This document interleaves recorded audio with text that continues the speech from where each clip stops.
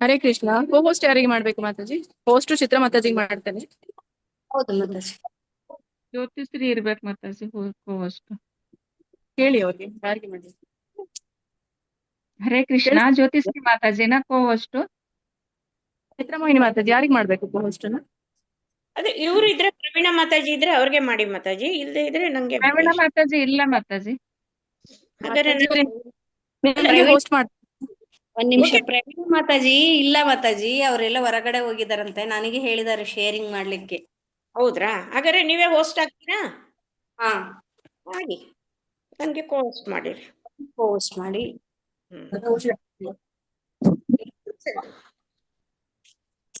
Sharing ನೀವು ಮಾಡ್ತಾ ಇದ್ದೀರಾ ಅಲ್ವಾ? ಓಕೆ ಮಾತಾಜಿ. ಸರಿ, ನಾನು ಅವ್ರಿಗೆ ಹೋಸ್ಟ್ ಮಾಡಿದ್ದೇನೆ. ಅವ್ರು ನಿಮ್ಗೆ ಕೋ ಹೋಸ್ಟ್ ಮಾಡ್ತಾರೆ ನೋಡಿ ಮಾತಾಜಿ. ಹೋಸ್ಟ್ ಹೋಗಿದ್ದು ಅವ್ರಿಗೆ ಮಾಡ್ಲಿಕ್ಕೆ ಹೇಳಿ ಜ್ಯೋತಿಶ್ರೀ ಮಾತಾಜಿಗೆ. ಹರೇ ಕೃಷ್ಣ. ಧನ್ಯವಾದಗಳು ಮಾತಾಜಿ ಎಲ್ರಿಗೂ. ಹರೇ ಕೃಷ್ಣ. ಹರೇ ಕೃಷ್ಣ ಮಾತಾಜಿ, ಧನ್ಯವಾದಗಳು. Thank you Mataji.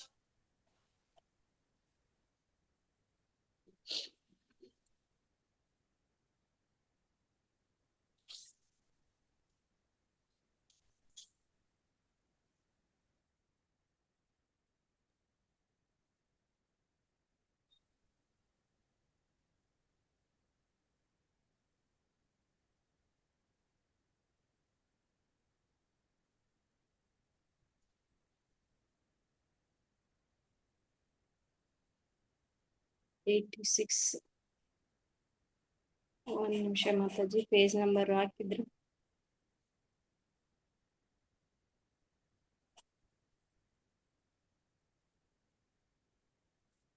Page number 661.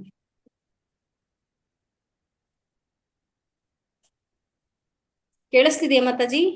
ಕೇಳಿಸ್ತಾ ಇದೆ ಮಾತಾಜಿ. Page number 661. ಈಗ ಲಾಸ್ಟ್ ಪ್ಯಾರಾ ಅಂತ ಮಾತಾಜಿ. ಲಾಸ್ಟ್ ಪ್ಯಾರಾನ? ಅಂದ್ರೆ ಈ ವೈದಿಕ ಪ್ರಕ್ರಿಯೆಯ ಉದ್ದೇಶ ಅದು. ಒಂದ್ ನಿಮಿಷ ನಾನು ಮಾಡ್ತೇನೆ. ಇದು ಓದಿಸಿದಾರ ಮಾತಾಜಿ? ಇಲ್ಲ ಮಾತಾಜಿ. ಓದಿಸಿದಾರಂತೆ ಮಾತಾಜಿ. ಎಲ್ಲಿವರೆಗೂ? 661 ಪೇಜ್ ನಂಬರು ಲಾಸ್ಟ್ ಪ್ಯಾರಾದಿಂದ ಇವತ್ತು ಸ್ಟಾರ್ಟ್ ಮಾಡ್ಬೇಕು ಅಂತ ಹೇಳಿದ್ರು ಮಾತಾಜಿ. ಹೌದು, ವೈದಿಕ ಪ್ರಕ್ರಿಯೆ ಉದ್ದೇಶ ಬದ್ಧ ಆತ್ಮವನ್ನು ಕ್ರಮೇಣ. ಆಯ್ತಾಯ್ತು, ಕರೆಕ್ಟ್ ಮಾಡ್ಬೇಕಂತ ಇಲ್ಲಿಂದ. ಹೌದೌದು, ಕೊನೆ ಮಾತಾಜಿ ನಾನು ಶೇರ್ ಮಾಡ್ತಾ ಇದ್ದೀನಿ. ಮತ್ತೆ ಹೇಗೆ ನನ್ಗೆ ಶೇರ್? ನೀವು ಬರೀ ಸ್ಕ್ರೀನ್ ಶೇರ್ ಮಾಡಿ. ಡಿವೋಟಿಸ್ ಬೇಕಲ್ಲ ಓದ್ಲಿಕ್ಕೆ. ನನ್ಗೆ ಪುಸ್ತಕ ಇದೆ, ನಾನು ಓದ್ತೇನೆ ಮಾತಾಜಿ. ಅಲ್ಲ, ಜಿ ಇಂದ ಈಗ ಅಲ್ಲಿ ಇವ್ರನ್ನ ಡಿವೋಟಿಸ್ ನಂಗೆ ಹೇಳ್ಬೇಕಲ್ಲ ಓದ್ಲಿಕ್ಕೆ. ನಿನ್ನೆ ಗೀತ ಆಗಿರ್ಬೇಕು ಅಂತ ಕಾಣುತ್ತೆ. ನಾನು ಇದು ಮಾಡ್ಬಿಡ್ತೀನಿ ಮಾತಾಜಿ, ಪ್ರಣಾಮಗಳನ್ನ ಮಾಡ್ತೇನೆ. ಮಾಡಿ. ಎಲ್ಲ ಭಕ್ತಾದಿಗಳಿಗೂ ಸ್ವಾಗತ. ಕೃಷ್ಣ ದೇವೋತ್ತಮ ಪರಮಪುರುಷ ಎಂಬ ಪುಸ್ತಕ ಓದುವಿಕೆಗೆ ಎಲ್ಲರಿಗೂ ಸ್ವಾಗತ, ಸುಸ್ವಾಗತ.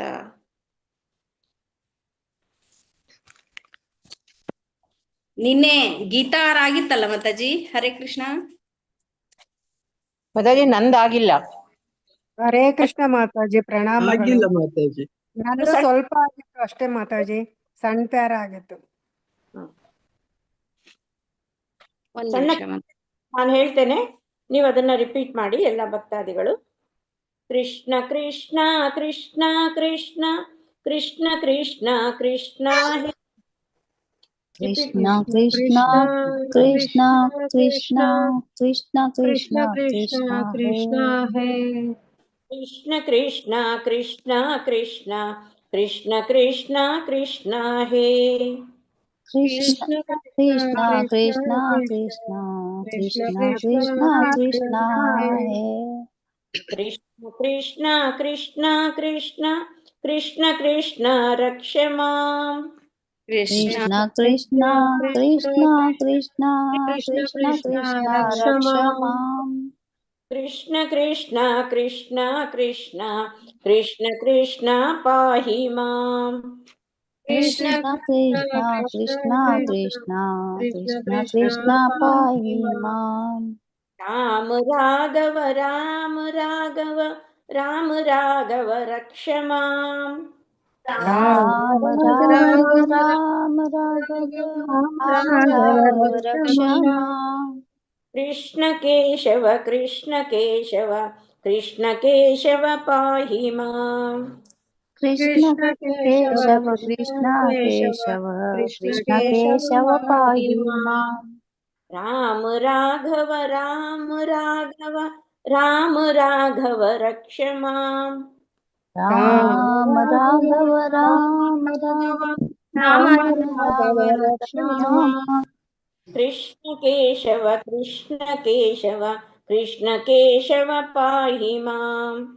ಕೃಷ್ಣ ಕೇಶವ ಕೃಷ್ಣ ಕೇಶವ ಕೃಷ್ಣ ಕೇಶವ ಪಾಹಿ ಮಾಂ. ಶ್ರೀರಾಮ್ ರಕ್ಷ ಮಾಂ ಶ್ರೀಕೃಷ್ಣ ಪಾಹಿ ಮಾಂ. ಶ್ರೀರಾಮ್ ರಕ್ಷ ಮಾಂ ಶ್ರೀಕೃಷ್ಣ ಪಾಹಿ ಮಾಂ. ಶ್ರೀರಾಮ್ ರಕ್ಷ ಮಾಂ ಶ್ರೀಕೃಷ್ಣ ಪಾಹಿ ಮಾಂ. ಶ್ರೀರಾಮ್ ರಕ್ಷ ಮಾಂ ಶ್ರೀಕೃಷ್ಣ ಪಾಹಿ ಮಾಂ. ಶ್ರೀರಾಮ್ ರಕ್ಷ ಮಾಂ ಶ್ರೀಕೃಷ್ಣ ಪಾಹಿ ಮಾಂ. ಶ್ರೀರಾಮ್ ರಕ್ಷ ಮಾಂ ಶ್ರೀಕೃಷ್ಣ ಪಾಹಿ ಮಾಂ. ಶ್ರೀರಾಮ್ ರಕ್ಷ ಮಾಂ ಶ್ರೀಕೃಷ್ಣ ಪಾಹಿ ಮಾಂ. ಶ್ರೀರಾಮ್ ರಕ್ಷ ಮಾಂ ಶ್ರೀಕೃಷ್ಣ ಪಾಹಿ ಮಾಂ. ಎಲ್ಲರಿಗೂ ತುಂಬಾ ಥ್ಯಾಂಕ್ಸ್ ಭಕ್ತಾದಿಗಳಿಗೆ. ಹರೇ ಕೃಷ್ಣ ಮಾತಾಜಿ, ಧನ್ಯವಾದಗಳು. ಹರೇ ಕೃಷ್ಣ ಎಲ್ಲರಿಗೂ ಹರೇ ಕೃಷ್ಣ. ಓಂ ಅಜ್ಞಾನತಿಮಿರಾಂಧಸ್ಯ ಜ್ಞಾನಾಂಜನಶಲಾಕಯ್ಯ ಚಕ್ಷುರ್ ಉನ್ಮಿಲಿತಂ ಯೇನ ತಸ್ಮೈ ಶ್ರೀ ಗುರುವೇ ನಮಃ. ಶ್ರೀ ಚೈತನ್ಯಂ ಸ್ಥಾಪಿತಂ ಯೇನ ಭೂತಲೆ ಸ್ವಯಂ ರೂಪ ಕದಾ ಮಹ್ಯಂ ದದಾತಿ ಸ್ವಪದಾಂತಿಕಂ. ವಂದೇಹಂ ಶ್ರೀ ಗುರೋ ಶ್ರೀಯುತ ಪದಕಮಲಂ ಶ್ರೀ ಶ್ರೀ ತಂ ಸಜೀವಂ ಸಾಧಯಿತ್ವಂ ಸಾವಧೂತಂ ಪರಿಜನ ಸಹಿತಂ ಕೃಷ್ಣ ಚೈತನ್ಯ ದೇವಂ ಶ್ರೀ ರಾಧಾ ಕೃಷ್ಣ ಪಾದಾನ್ ಸಹಗಣ ಲಲಿತಾ ಶ್ರೀ ವಿಶಾಖಾನ್ವಿತಾಂಶ್ಚ. ನಮಃ ಓಂ ವಿಷ್ಣುಪಾದಾಯ ಕೃಷ್ಣ ಪ್ರೇಷ್ಠಾಯ ಭೂತಲೆ ಶ್ರೀಮತೆ ಭಕ್ತಿ ವೇದಾಂತ ಸ್ವಾಮಿನ್ ಇತಿ ನಾಮಿನೇ. ನಮಸ್ತೆ ಸಾರಸ್ವತೆ ದೇವೆ ಗೌರವಾಣಿ ಪ್ರಚಾರಿಣೆ ನಿರ್ವಿಶೇಷ ಶೂನ್ಯವಾದಿ ಪಾಶ್ಚಾತ್ಯ ದೇಶತಾರಿಣೆ. ನಮಃ ಓಂ ವಿಷ್ಣುಪಾದಾಯ ಕೃಷ್ಣ ಪ್ರೇಷ್ಠಾಯ ಭೂತಲೆ ಶ್ರೀಮತೆ ಭಕ್ತಿ ಸಿದ್ಧಾಂತ ಸರಸ್ವತೀತಿ ನಾಮಿನೆ. ಶ್ರೀ ವಾರ್ಷಭಾನವಿ ದೇವಿ ದಯಿತಾಯ ಕೃಪಾಬ್ಧಯೇ ಕೃಷ್ಣ ಸಂಬಂಧ ವಿಜ್ಞಾನ ದಾಯಿನೇ ಪ್ರಭುವೇ ನಮಃ. ಮಾಧೋಜ್ವಲ ಪ್ರೇಮಾಢ್ಯ ಶ್ರೀ ರೂಪಾನುಗ ಭಕ್ತಿದ ಶ್ರೀ ಗೌರ ಕರುಣಾ ಶಕ್ತಿ ವಿಗ್ರಹಾಯ ನಮೋಸ್ತುತೆ. ನಮೋ ಗೌರ ಕಿಶೋರಾಯ ಸಾಕ್ಷಾತ್ ವೈರಾಗ್ಯ ಮೂರ್ತಯೇ ವಿಪ್ರಲಂಬರ ಸಾಂಬೋಧೆ ಪಾದಾಂಬುಜಾಯ ತೇ ನಮಃ. ನಮೋ ಭಕ್ತಿ ವಿನೋದಾಯ ಸಚ್ಚಿದಾನಂದ ನಾಮಿನೇ ಗೌರಶಕ್ತಿ ಸ್ವರೂಪಾಯ ರೂಪಾನುಗ ವರಾಯತೆ. ವಾಂಚಾಕಲ್ಪತರುಭ್ಯಶ್ಚ ಕೃಪಾ ಸಿಂಧುಭ್ಯೈವ ಚ ಪತಿತಾನಾಂ ಪಾವನೇಭ್ಯೋ ವೈಷ್ಣವೇಭ್ಯೋ ನಮೋ ನಮಃ. ನಮೋ ಮಹಾವದನ್ಯಾಯ ಕೃಷ್ಣ ಪ್ರೇಮಾ ಪ್ರದಾಯತೆ ಕೃಷ್ಣಾಯ ಕೃಷ್ಣ ಚೈತನ್ಯ ನಾಮ್ನೇ ಗೌರಾತಿಶೇ ನಮಃ. ಹೇ ಕೃಷ್ಣ ಕರುಣಾ ಸಿಂಧು ದೀನಬಂಧೋ ಜಗತ್ಪತೆ ಗೋಪೇಶ ಗೋಪಿಕಾಂತ ರಾಧಾ ಕಾಂತ ನಮಸ್ತುತೆ. ತಪ್ತ ಕಾಂಚನ ಗೌರಾಂಗಿ ರಾಧೆ ವೃಂದಾವನೇಶ್ವರಿ ವೃಷಭಾನುಸುತೆ ದೇವಿ ಪ್ರಣಮಾಮಿ ಹರಿಪ್ರಿಯೆ. जय श्री कृष्ण चैतन्य प्रभु नित्यानंद श्री अद्वैत गदाधर श्रीवासादि गौर भक्तवृंद. हरे कृष्ण कृष्ण कृष्ण हरे हरे हरे राम राम राम हरे हरे. हरे कृष्ण कृष्ण कृष्ण हरे हरे हरे राम राम राम हरे हरे. ಎಲ್ಲರಿಗೂ ಸ್ವಾಗತ ಸುಸ್ವಾಗತ. 86ನೇ ಅಧ್ಯಾಯ ವೇದಗಳ ಪ್ರಾರ್ಥನೆ ಅಂತ. 661 ಪೇಜ್ ನಂಬರ್ ಕೊನೆ. ಒಂದ್ಸರಿ ಮೀಟಿಂಗ್ ಅಲ್ಲಿ ಹೇಳ್ತೀರಾ? ನಾನು ಇನ್ನೊಂದ್ ಸೆಲ್ ನಲ್ಲಿ ಹಾಕ್ತೇನೆ, ಅಲ್ಲಿ ನೋಡ್ಲಿಕ್ಕೆ ಬರುತ್ತೆ. Hare Krishna Mataji. Meeting ID Zoom Mataji ಇದ್ರಲ್ಲಿ ಆಗಿದ್ದೇನೆ, ಶೇರ್ ಮಾಡ್ತಾ ಇದ್ದೇನಲ್ಲ, ಅಲ್ಲಿ ಕಾಣೋದಿಲ್ಲ ಪಾರ್ಟಿಸಿಪೆಂಟ್, ಅದಕ್ಕೆ ಬೇರೆ ಸೆಲ್ ನಲ್ಲಿ ಹಾಕ್ತಾ ಇದ್ದೇನೆ. ನೀವು ಒಂದ್ಸರಿ ಮೀಟಿಂಗ್ ಐಡಿ ಹೇಳಿದ್ರೆ ನನಗೆ ಸಾಕು. ಅದೇ ನನ್ಗೆ ಮೀಟಿಂಗ್ ಐಡಿ ಯಾವುದು ಅಂತ ಗೊತ್ತಿಲ್ವಲ್ಲ. ಅಲ್ಲಿ ಮೇಲೆ ಜೂಮ್ ಅಂತ ಹಿಂಗೆ ಹೊತ್ರಿ ಮಾತಾಜಿ, ನಿಮ್ ಇದ್ರಲ್ಲಿ ಬರುತ್ತೆ. ಇದೆ ಅದಾ? 688 ಒಂದ್ ನಿಮಿಷ ಮಾತಾಜಿ. 688 27 ಹ್ಮ್ 94 ಹ್ಮ್ 101. ಆಯ್ತಾ? ಕೋಡ್ ಅಂತ ಪಾಸ್ಕೋಡ್ ಬೇಕು. ಹಾ ಗೊತ್ತಿದೆ 108.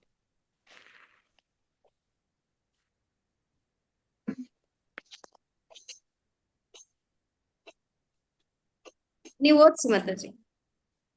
ಯಾರು ಓದ್ತಾರೆ ಈಗ? ಜಿ ಜಿ ಜಿ ಇಂದನಾ? ಓದ್ಲಾ ಮಾತಾಜಿ? ಹಾ ಓದಿ ಅಮ್ಮ. ಜಿ ಇಂದ ಅಲ್ವಾ? ಗೀತಾ ಅಲ್ವಾ? ಗಾಯತ್ರಿ ಓದಿ. ಹೊಗೆಯನ್ನು ಕಾಣುತ್ತೇವೆ ಅಲ್ಲಿಂದನ ಮಾತಾಜಿ? ವೈದಿಕ ಪ್ರಕೃತಿ ಮಾತಾಜಿ ನೀವು ಜಿ ಹಾ ಏನ್ ಮಾತಾಜಿ? ನಿನ್ನೆ ಓದಿದ್ರಾ? ನೆನ್ನೆ ಸ್ವಲ್ಪ ಕೊಟ್ಟಿದ್ರು ಮಾತಾಜಿ. ಹರೇ ಕೃಷ್ಣ ಮತ್ತೆ ಓದ್ಲಾ ಮಾತಾಜಿ? ನಾನು ಓದಿಲ್ಲ, ಒಂದು ವಾರ ಪೂರ ಬೇಕಾಯ್ತು ನಾನು. ಆಯ್ತು ಪ್ರಭುಜಿ. ಓದ್ಲಾ? ರಾಜೀವ್ ತಂಬಟ್ ಪ್ರಭುಜಿ ಓದ್ಲಾ ಮಾತಾಜಿ? ಅವರು ಓದಿ ಪ್ರಭು. ಸರಿ ಮಾತಾಜಿ. ಹರೇ ಕೃಷ್ಣ. ವೈದಿಕ ಪ್ರಕ್ರಿಯೆಯ ಉದ್ದೇಶ ಬದ್ಧ ಆತ್ಮವನ್ನು ಕ್ರಮೇಣ ತಾಮಸ ಗುಣದಿಂದ ರಾಜಸ ಗುಣಕ್ಕೆ ಮತ್ತು ರಾಜಸ ಗುಣದಿಂದ ಸಾತ್ವಿಕ ಗುಣಕ್ಕೆ ಮೇಲೇರಿಸುವುದು. ವಸ್ತುಗಳು ಇರುವಂತೆ ಗ್ರಹಿಸಲು ಸತ್ವ ಗುಣದಲ್ಲಿ ಸಾಕಷ್ಟು ಬೆಳಕಿದೆ. ಉದಾಹರಣೆಗೆ, ಮರವು ಭೂಮಿಯಿಂದ ಬೆಳೆಯುತ್ತದೆ. ಮರದ ಸೌದೆಯಿಂದ ಬೆಂಕಿಯನ್ನು ಹೊತ್ತಿಸುತ್ತಾರೆ. ಆ ಹೊತ್ತಿಸುವ ಪ್ರಕ್ರಿಯೆಯಲ್ಲಿ ಮೊದಲು ಹೊಗೆಯನ್ನು ಕಾಣುತ್ತೇವೆ, ಅನಂತರ ಕಾವು, ಅನಂತರ ಬೆಂಕಿಯು ಕಾಣಿಸಿಕೊಂಡಾಗ ನಾವು ಅದನ್ನು ಹಲವಾರು ಕಾರ್ಯಗಳಿಗೆ ಬೆಳೆಸಿಕೊಳ್ಳಬಹುದು. ಆದರೆ ಕೊನೆಯ ಗುರಿ ಬೆಂಕಿ. ಹಾಗೆಯೇ ಬದುಕಿನ ಸ್ಥೂಲ ಭೌತಿಕ ಘಟ್ಟದಲ್ಲಿ ಅಜ್ಞಾನವು ಬಹು ಪ್ರಬಲವಾಗಿರುತ್ತದೆ. ಅನಾಗರಿಕತೆಯ ಸ್ಥಿತಿಯಿಂದ ನಾಗರಿಕ ಜೀವನಕ್ಕೆ ಕ್ರಮೇಣ ಸಾಗಿದಂತೆ ಈ ತಮಸ್ಸು ಚದುರುತ್ತಾ ಹೋಗುತ್ತದೆ. ನಾಗರಿಕ ಜೀವನದ ಸ್ವರೂಪಕ್ಕೆ ಬಂದಾಗ ಮನುಷ್ಯನಿಗೆ ರಾಜಸ ಗುಣವು ಬಂದಿತು ಎನ್ನಬಹುದು. ಅನಾಗರಿಕ ಸ್ಥಿತಿಯಲ್ಲಿ ಎಂದರೆ ತಮಸ್ಸಿನ ಸ್ಥಿತಿಯಲ್ಲಿ ಇಂದ್ರಿಯಗಳ ತೃಪ್ತಿಯಾಗುವುದು ಒರಟು ರೀತಿಯಲ್ಲಿ, ಆದರೆ ರಾಜಸ ಅಥವಾ ನಾಗರಿಕ ಜೀವನದ ಸ್ಥಿತಿಯಲ್ಲಿ ಇಂದ್ರಿಯಗಳ ತೃಪ್ತಿಯಾಗುವುದು ನಯವಾದ ರೀತಿಯಲ್ಲಿ. ಆದರೆ ಮನುಷ್ಯನು ಸಾತ್ವಿಕ ಸ್ಥಿತಿಗೆ ಏರಿದಾಗ ವಕ್ರ ಪ್ರಜ್ಞೆಯಿಂದ ಆವೃತವಾಗಿರುವುದರಿಂದ ಮಾತ್ರವೇ ಇಂದ್ರಿಯಗಳು ಮತ್ತು ಮನಸ್ಸು ಭೌತಿಕ ಚಟುವಟಿಕೆಗಳಲ್ಲಿ ಮಗ್ನವಾಗುತ್ತದೆ ಎನ್ನುವುದನ್ನು ಅರ್ಥ ಮಾಡಿಕೊಳ್ಳಬಲ್ಲ.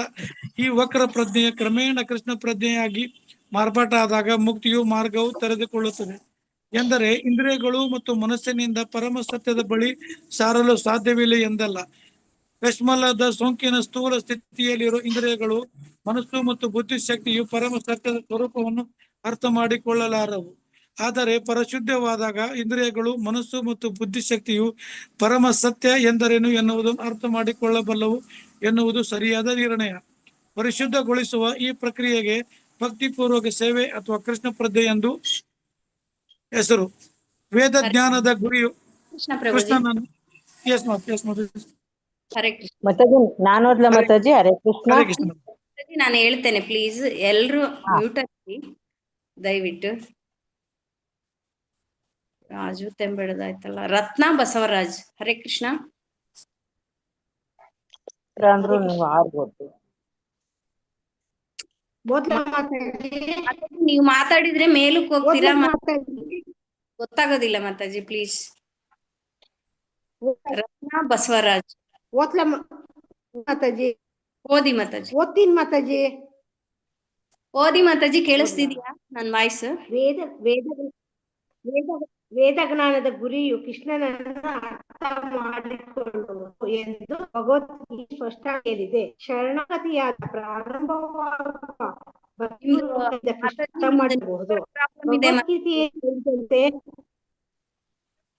ಮಾತಾಜಿ ನಿಮ್ದು ಆಯ್ತು internet- ಮಾತಾಜಿ. ನಿಮ್ದು ನೆಟ್ವರ್ಕ್ ಪ್ರಾಬ್ಲಮ್ ಬರ್ತಾ ಇದೆ, ಸ್ವಲ್ಪ ಸಿಗ್ನಲ್ಸ್ ಇರೋ ಕಡೆ ಕೂತು ಓದಿದ್ರೆ ಚೆನ್ನಾಗಿದೆ. ಬೇರೆ ಕೊಡಿ ಮಾತಾಜಿ. ಸರಿ ಮಾತಾಜಿ, ಬೇರೆ ಕೊಡ್ತೇನೆ, ನೀವು ಮ್ಯೂಟ್ ಮಾಡ್ಕೊಳ್ಳಿ. Doctor M Krishnamurthy. ಹರೇ ಕೃಷ್ಣ. ಕೃಷ್ಣಮೂರ್ತಿ ಪ್ರಭುಜಿ, ಹರೇ ಕೃಷ್ಣ, ಇದ್ದೀರಾ? ಹರೇ ಕೃಷ್ಣ ಮಾತಾಜಿ ಇದ್ದೇನಾ? ಓದಿ ಪ್ರಭು. ವೇದ ಜ್ಞಾನದ ಗುರಿ. ಹರೇ ಕೃಷ್ಣ ಮಾತಾಜಿ. ಹೊರ ಕ್ರಿಯೆಯಿಂದ ಸಾತ್ವಿಕ ಗುಣಕ್ಕೆ ಜ್ಞಾನೋದಯವಾದಾಗ ಮನುಷ್ಯನು ರಾಜಸ ಮತ್ತು ತಾಮಸ ಗುಣಗಳಿಂದ ಬಿಡುಗಡೆ ಹೊಂದುತ್ತಾನೆ. ಆತ್ಮನೇ ಎನ್ನುವ ಶಬ್ದವು ಉಪನಿಷತ್ತುಗಳೆಂಬ ವೈದಿಕ ಸಾಹಿತ್ಯವನ್ನು ಅಧ್ಯಯನ ಮಾಡಲು ಅವಕಾಶ ದೊರೆಯುವ ಬ್ರಾಹ್ಮಣ ಅರ್ಹತೆಯ ಹಂತವನ್ನು ಸೂಚಿಸುತ್ತದೆ. ಉಪನಿಷತ್ತುಗಳು ಅಲ್ಲಿಂದ ಮಾತಾಜಿ ಮೇಲಿನ ಪ್ಯಾರಾಯಿಂದ ಶುರು ಮಾಡ್ಬೇಕಲ್ವಾ? ವೇದ ಜ್ಞಾನದ ಗುರಿಯು ಕೃಷ್ಣನನ್ನು ಅರ್ಥ ಮಾಡಿಕೊಳ್ಳುವುದು. ವೇದ ಜ್ಞಾನದ ಗುರಿಯು ಕೃಷ್ಣನನ್ನು ಅರ್ಥ ಮಾಡಿಕೊಳ್ಳುವುದು ಎಂದು ಭಗವದ್ಗೀತೆಯಲ್ಲಿ ಸ್ಪಷ್ಟವಾಗಿ ಹೇಳಿದೆ. ಶರಣಾಗತಿಯಿಂದ ಪ್ರಾರಂಭವಾಗುವ ಭಕ್ತಿಪೂರ್ವಕ ಸೇವೆಯಿಂದ ಕೃಷ್ಣನನ್ನು ಅರ್ಥ ಮಾಡಿಕೊಳ್ಳಬಹುದು. ಭಗವದ್ಗೀತೆಯಲ್ಲಿ ಮನುಷ್ಯನು ಸದಾ ಕೃಷ್ಣನನ್ನು ಕುರಿತೇ ಆಲೋಚಿಸಬೇಕು. ಕೃಷ್ಣನಿಗೆ ಸದಾ ಪ್ರೀತಿಪೂರ್ವಕ ಸೇವೆಯನ್ನು ಸಲ್ಲಿಸಬೇಕು. ಅವನ ಮುಂದೆ ತಲೆ ಬಾಗಬೇಕು. ಈ ಪ್ರಕ್ರಿಯೆಯಿಂದ ಮಾತ್ರವೇ ಮನುಷ್ಯನು ನಿಸ್ಸಂದೇಹವಾಗಿ ಭಗವಂತನ ರಾಜ್ಯವನ್ನು ಪ್ರವೇಶಿಸುತ್ತಾನೆ.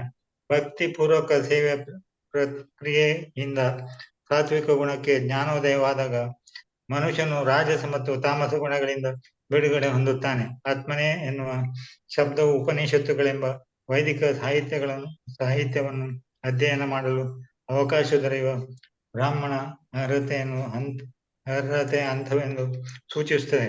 ಉಪನಿಷತ್ತುಗಳು ಪರಮ ಪ್ರಭುವಿನ ಅಲೌಕಿಕ ಗುಣಗಳನ್ನು ಬೇರೆ ಬೇರೆ ರೀತಿಗಳಲ್ಲಿ ವರ್ಣಿಸುತ್ತದೆ.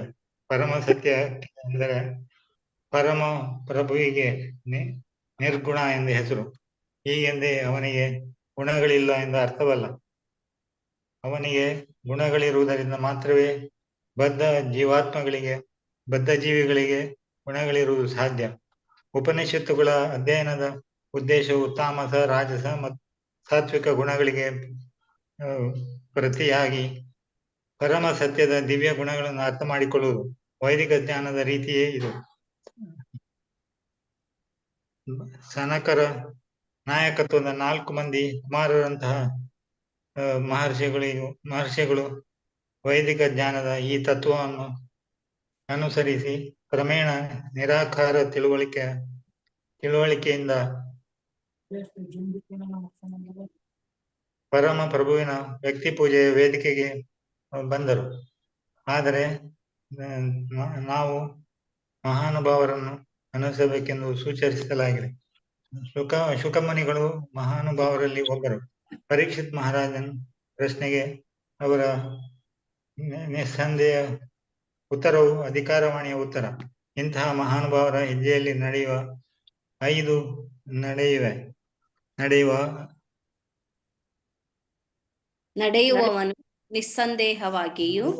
ನಿಸ್ಸಂದೇಹವಾಗಿ ಮುಕ್ತಿ ಮಾರ್ಗದಲ್ಲಿ ಸುಲಭವಾಗಿ ನಡೆದು ಕಡೆಗೆ ಭಗವದ್ಧಾಮಕ್ಕೆ ಹಿಂದಿರುಗುವನು.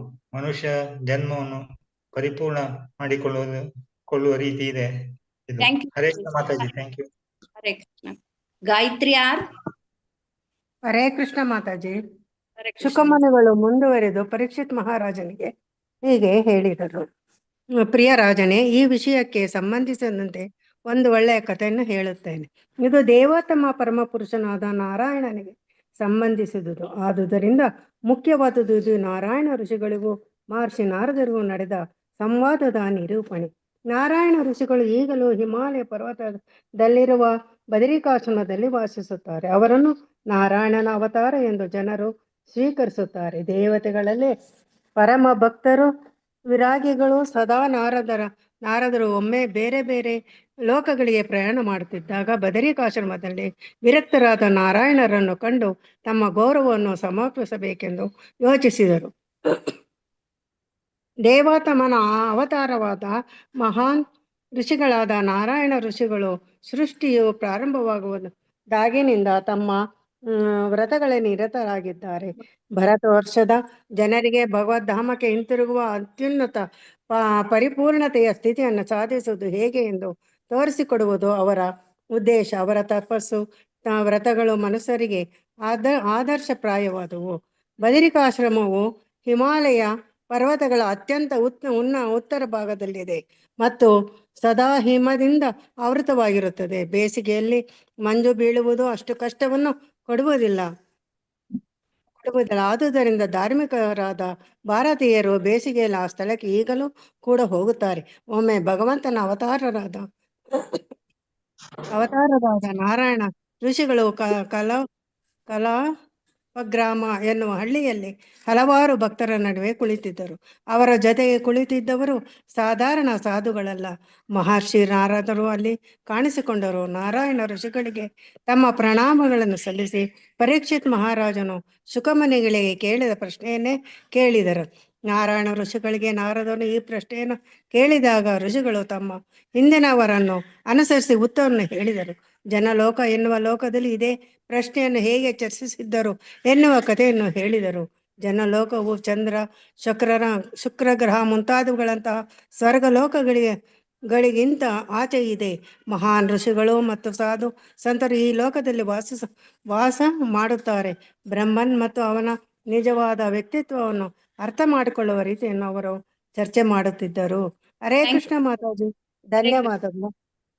ಮಾತಾಜಿ ಇದು ಎಕ್ಸ್ಪ್ಲೈನ್ ಮಾಡ್ತೀರಾ, ಇನ್ನು ಮುಂದಕ್ಕೆ ಓದಿಸ್ಬೇಕಾ ಮಾತಾಜಿ? ಎಕ್ಸ್ಪ್ಲೈನ್ ಮಾಡ್ಬಿಡ್ತೀನಿ ಮಾತಾಜಿ. ಮಾಡಿ. ಸ್ಟಾರ್ಟಿಂಗ್ ಇಂದ ಮಾಡ್ಬೇಕಾ ಎಕ್ಸ್ಪ್ಲೈನ್, ಅಥವಾ ಎಲ್ಲಿಂದ ಮಾಡ್ಬೇಕು ಮಾತಾಜಿ ಎಕ್ಸ್ಪ್ಲನೇಷನ್? ನಿನ್ನೆ ನಾನು ಜಾಯಿನ್ ಆಗಿರ್ಲಿಲ್ಲ.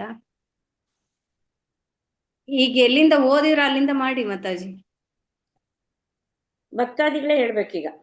ಹಾ, ಗೀತಾ ಮಾತಾಜಿ ನಿನ್ನೆ ನೀವು ಜಾಯಿನ್ ಆಗಿದ್ರಾ? ಇಲ್ಲ ಮಾತಾಜಿ. ಮಾಡಿದ್ರಿ. ಯಾರಾಗಿದ್ರಿ? ರಾಜು ಪ್ರಭುಜಿ ನೆನ್ನೆದ್ ಮಾಡ್ಬೇಕು ಮಾತಾಜಿ, ನೆನ್ನೆದು explain yes Mataji, yes Mataji, ಹೇಳಿ ಮಾತಾಜಿ. ನಿನ್ನೆದು ಎಕ್ಸ್ಪ್ಲೇನ್ ಮಾಡ್ಬೇಕಾ ಅಥವಾ ಮಾಡಿದ್ರ? ಮಾತಾಜಿ ಮಾಡಿದ್ದಾರೆ ಮಾಡಿದ್ದಾರೆ ಮಾತಾಜಿ, ಮಾಡಿದಾರ? ಮಾಡಿದ್ದಾರೆ. ಹಾ ಮಾತಾಜಿ, ಹಾಗಿದ್ರೆ ಇಲ್ಲಿಂದ ಹೇಳಿ ಮಾತಾಜಿ. ಇವತ್ತು ಸ್ಟಾರ್ಟ್ ಮಾಡಿದೆಲ್ಲ ವೈದಿಕ ಪ್ರಕ್ರಿಯೆ ಉದ್ದೇಶ. ಹರೇ ಕೃಷ್ಣ. ಸೊ ವೈದಿಕ ಪ್ರಕ್ರಿಯೆಯ ಉದ್ದೇಶ ಬದ್ಧ ಆತ್ಮವನ್ನು ಕ್ರಮೇಣ ತಾಮಸ ಗುಣದಿಂದ ರಾಜಸ ಗುಣಕ್ಕೆ ಮತ್ತು ರಾಜಸ ಗುಣದಿಂದ ತಾಮಸ ಗುಣಕ್ಕೆ ಮೇಲೇರಿಸುವಂಥದ್ದು. ಆಯ್ತಾ? ವಸ್ತುಗಳು ಇರುವಂತೆ ಗ್ರಹಿಸಲು ಸತ್ವಗುಣದಲ್ಲಿ ಸಾಕಷ್ಟು ಬೆಳಕಿದೆ. ಸೊ ವಸ್ತುಗಳು ಹೆಂಗಿದೆಯೋ ಹಾಗೆ ನಾವು ಅದನ್ನ ತಿಳ್ಕೋಬೇಕು. ಉದಾಹರಣೆಗೆ, ಮರವು ಭೂಮಿಯಿಂದ ಬೆಳೆಯೋದು. ಮರದ ಸೌದೆಯಿಂದ ಬೆಂಕಿಯನ್ನ ಒತ್ತಿಸುತ್ತಾರೆ. ಆ ಒತ್ತಿಸುವ ಪ್ರಕ್ರಿಯೆಯಲ್ಲಿ ಮೊದಲು ಆನಂತರ ಕಾವು ಬರುತ್ತೆ, ಆನಂತರ ಬೆಂಕಿ. ಸೊ ಬೆಂಕಿಯು ಕಾಣಿಸಿಕೊಂಡಾಗ ನಾವು ಅದನ್ನ ಹಲವಾರು ಕಾರ್ಯಗಳಿಗೆ ಅದನ್ನ ನಾವು ಬಳಸಿಕೊಳ್ಳಬಹುದು. ಆದರೆ ಕೊನೆಯ ಗುರಿ ಬೆಂಕಿನೇ. ಹಾಗೆಯೇ ಬದುಕಿನ ಸ್ಥೂಲ ಭೌತಿಕ ಘಟ್ಟದಲ್ಲಿ ಅಜ್ಞಾನವು ಬಹು ಪ್ರಬಲವಾಗಿರುತ್ತದೆ.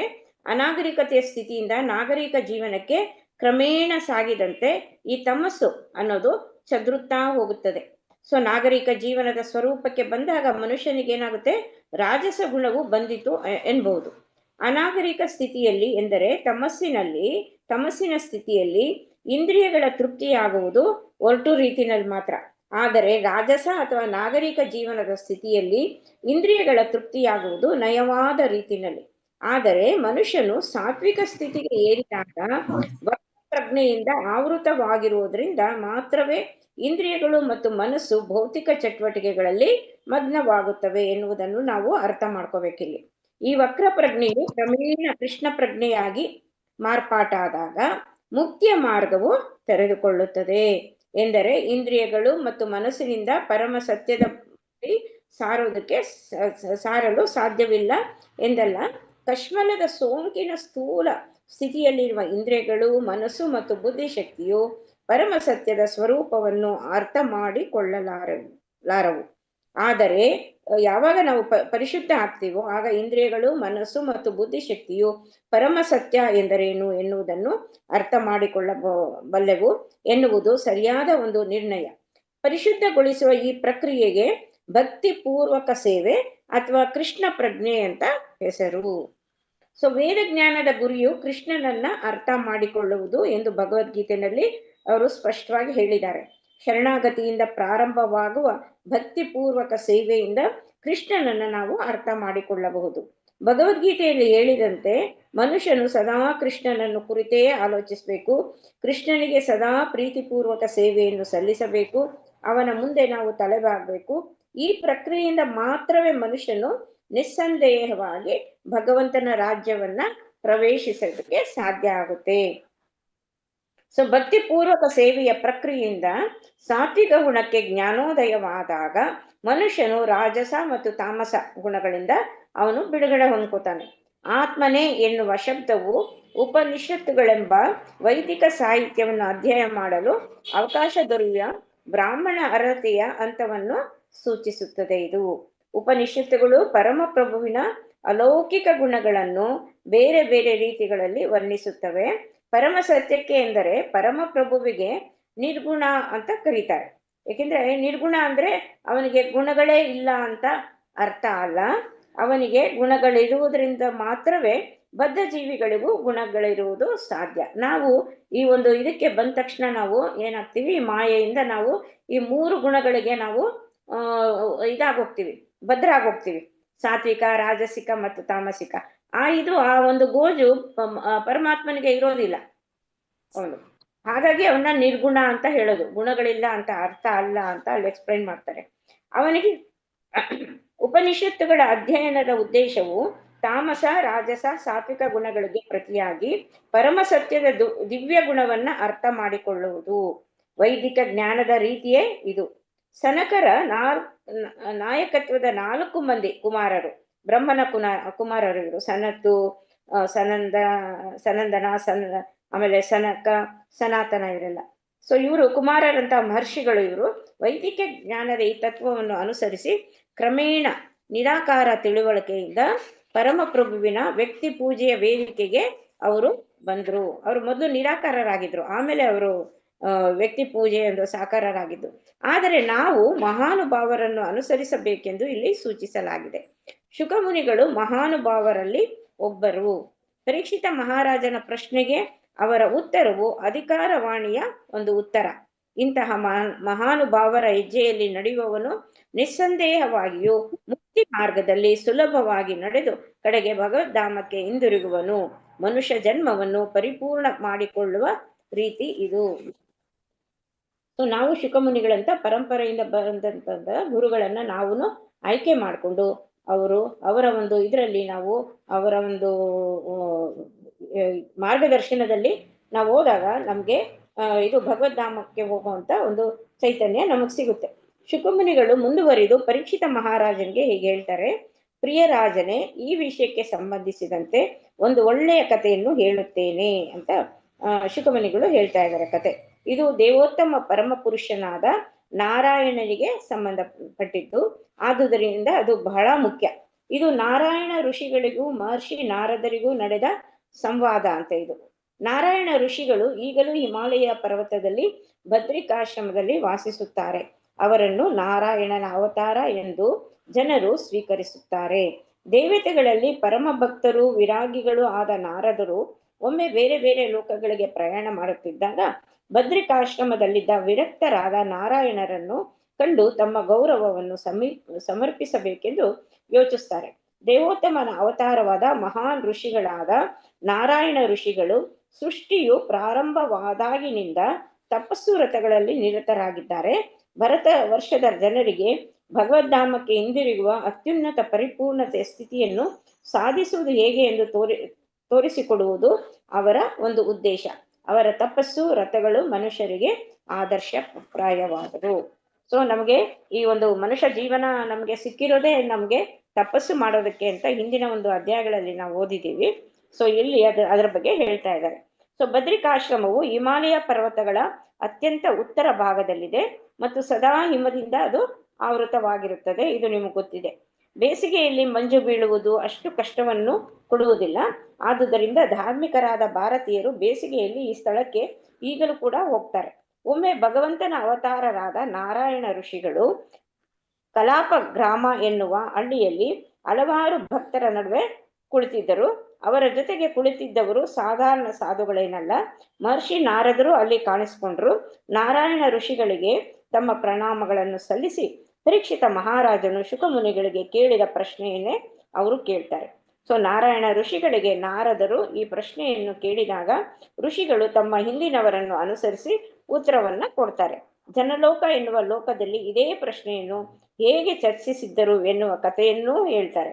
ಜನಲೋಕವು ಚಂದ್ರ, ಶುಕ್ರ ಗ್ರಹ ಮುಂತಾದವುಗಳಂತಹ ಸ್ವರ್ಗ ಲೋಕಗಳಿಗಿಂತ ಆಚೆ ಇದೆ ಮಹಾನ್ ಋಷಿಗಳು ಮತ್ತು ಸಾಧು ಸಂತರು ಈ ಲೋಕದಲ್ಲಿ ವಾಸ ಮಾಡ್ತಾರೆ. ಬ್ರಹ್ಮನ್ ಮತ್ತು ಅವನ ನಿಜವಾದ ವ್ಯಕ್ತಿತ್ವವನ್ನು ಅರ್ಥ ಮಾಡಿಕೊಳ್ಳುವ ರೀತಿಯನ್ನು ಅವರು ಚರ್ಚೆ ಮಾಡುತ್ತಿದ್ದರು. ಹರೇ ಕೃಷ್ಣ. ಹರೇ ಕೃಷ್ಣ ಮಾತಾಜಿ. ಅಷ್ಟೇನಾ ಓದಿಸಿದ್ದು? ಅಷ್ಟೇ ಮಾತಾಜಿ. ಗೀತಾ ಎಂ. ಹರೇ ಕೃಷ್ಣ. ಹರೇ ಕೃಷ್ಣ ಮಾತಾಜಿ. ನಾರಾಯಣ ಋಷಿಗಳು ಮಾತನಾಡಲು ಪ್ರಾರಂಭಿಸಿದರು. ಪ್ರಿಯ ನಾರದರೆ, ಬಹು ಹಿಂದೆ ನಡೆದ ಒಂದು ಕಥೆಯನ್ನು ನಿಮಗೆ ಹೇಳುತ್ತೇನೆ. ಸ್ವರ್ಗಲೋಕದ ನಿವಾಸಿಗಳ ಸಭೆಯು ನಡೆಯಿತು. 4 ಕುಮಾರರಾದ ಸನತ್, ಸನಂದನ, ಸನಕ ಮತ್ತು ಸನಾತನ ಕುಮಾರರು ಸೇರಿದಂತೆ ಎಲ್ಲಾ ಪ್ರಮುಖ ಬ್ರಹ್ಮಚಾರಿಗಳು ಬಂದಿದ್ದರು. ಪರಮ ಸತ್ಯವನ್ನು, ಬ್ರಹ್ಮನ್ ಅನ್ನು ಅರ್ಥ ಮಾಡಿಕೊಳ್ಳುವ ವಿಷಯವನ್ನು ಚರ್ಚಿಸಿದರು. ಶ್ವೇತದೀಪದಲ್ಲಿ ವಾಸಿಸುವ ನನ್ನ ವಿಸ್ತೃತ ರೂಪನಾದ ಅನಿರುದ್ಧನನ್ನು ನೋಡಲು ನೀವು ಹೋದದ್ದರಿಂದ ಆ ಸಭೆಯಲ್ಲಿ ಇರಲಿಲ್ಲ.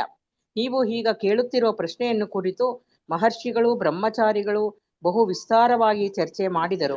ಚರ್ಚೆಯು ಬಹು ಸ್ವಾರಸ್ಯವಾಗಿತ್ತು. ಚರ್ಚೆಯು ಎಷ್ಟು ಸೂಕ್ಷ್ಮವಾಗಿತ್ತು ಎಂದರೆ ಅಲ್ಲಿ ಎತ್ತಿದ ಜಟಿಲ ಪ್ರಶ್ನೆಗಳಿಗೆ ಉತ್ತರ ಕೊಡಲು ವೇದಗಳಿಗೆ ಸಹ ಸಾಧ್ಯವಾಗಲಿಲ್ಲ. ಜನಲೋಕದ ಆ ಸಭೆಯಲ್ಲಿ ನಾರದರು ಎತ್ತಿದ ಪ್ರಶ್ನೆಗೆ ದೊಡ್ಡ ಚರ್ಚೆಯೇ ನಡೆಯಿತು ಎಂದು ನಾರದರಿಗೆ ನಾರಾಯಣ ಋಷಿಗಳು ಹೇಳಿದರು. ಪರಂಪರೆಯ ಮೂಲಕ ಅರ್ಥ ಮಾಡಿಕೊಳ್ಳುವ ರೀತಿ ಇದು. ಪರೀಕ್ಷಿತ್ ಮಹಾರಾಜನನ್ನು ಶುಕಮುನಿಗಳ ಬಳಿಗೆ ಕಳುಹಿಸಿದರು. ಶುಕಮುನಿಗಳು ಈ ವಿಷಯವನ್ನು ನಾರದರ ಬಳಿಗೆ ಕಳುಹಿಸಿದರು. ನಾರದರು ಇದೇ ಪ್ರಶ್ನೆಯನ್ನು ನಾರಾಯಣ ಋಷಿಗಳ ಮುಂದಿಟ್ಟರು. ನಾರಾಯಣ ಋಷಿಗಳು ಜನಲೋಕದ ಹಿರಿಯರು. ಈ ಪ್ರಶ್ನೆಯನ್ನು ಚರ್ಚಿಸಿದ್ದನ್ನು ಕೇಳಿದರು. ಜನಲೋಕದಲ್ಲಿ ಮಹಾನ್ ಕುಮಾರರು ಸನತ್, ಸನಾತನ, ಸನಕ ಮತ್ತು ಸನಂದರು ಅದನ್ನು ಚರ್ಚಿಸಿದ್ದರು. ಈ 4 ಬ್ರಹ್ಮಚಾರಿಗಳು ವೇದಗಳು ಮತ್ತು ಶಾಸ್ತ್ರಗಳ ವಿಷಯದಲ್ಲಿ ಅಧಿಕಾರವಾಣಿಯಿಂದ ಮಾತನಾಡಬಲ್ಲವರು. ವಿರಕ್ತಿ ಮತ್ತು ತಪಸ್ಸುಗಳ ವಿಷಯದಲ್ಲಿ ಅಧಿಕಾರವಾಣಿಯಿಂದ ಮಾತನಾಡಬಲ್ಲವರು.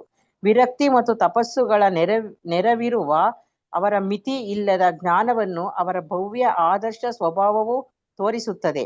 ಅವರು ಸ್ನೇಹದಿಂದ ಮೃದುವಾಗಿ ನಡೆದುಕೊಳ್ಳುವವರು. ಸ್ನೇಹಿತರು, ಹಿತೈಷಿಗಳು, ಶತ್ರುಗಳು ಎನ್ನುವ ತಾರತಮ್ಯವೂ ಅವರಿಗಿಲ್ಲ. ಅವರ ಅಲೌಕಿಕ ನೆಲೆಗಳಿಂದಾಗಿ ಮೀರಿದವರು,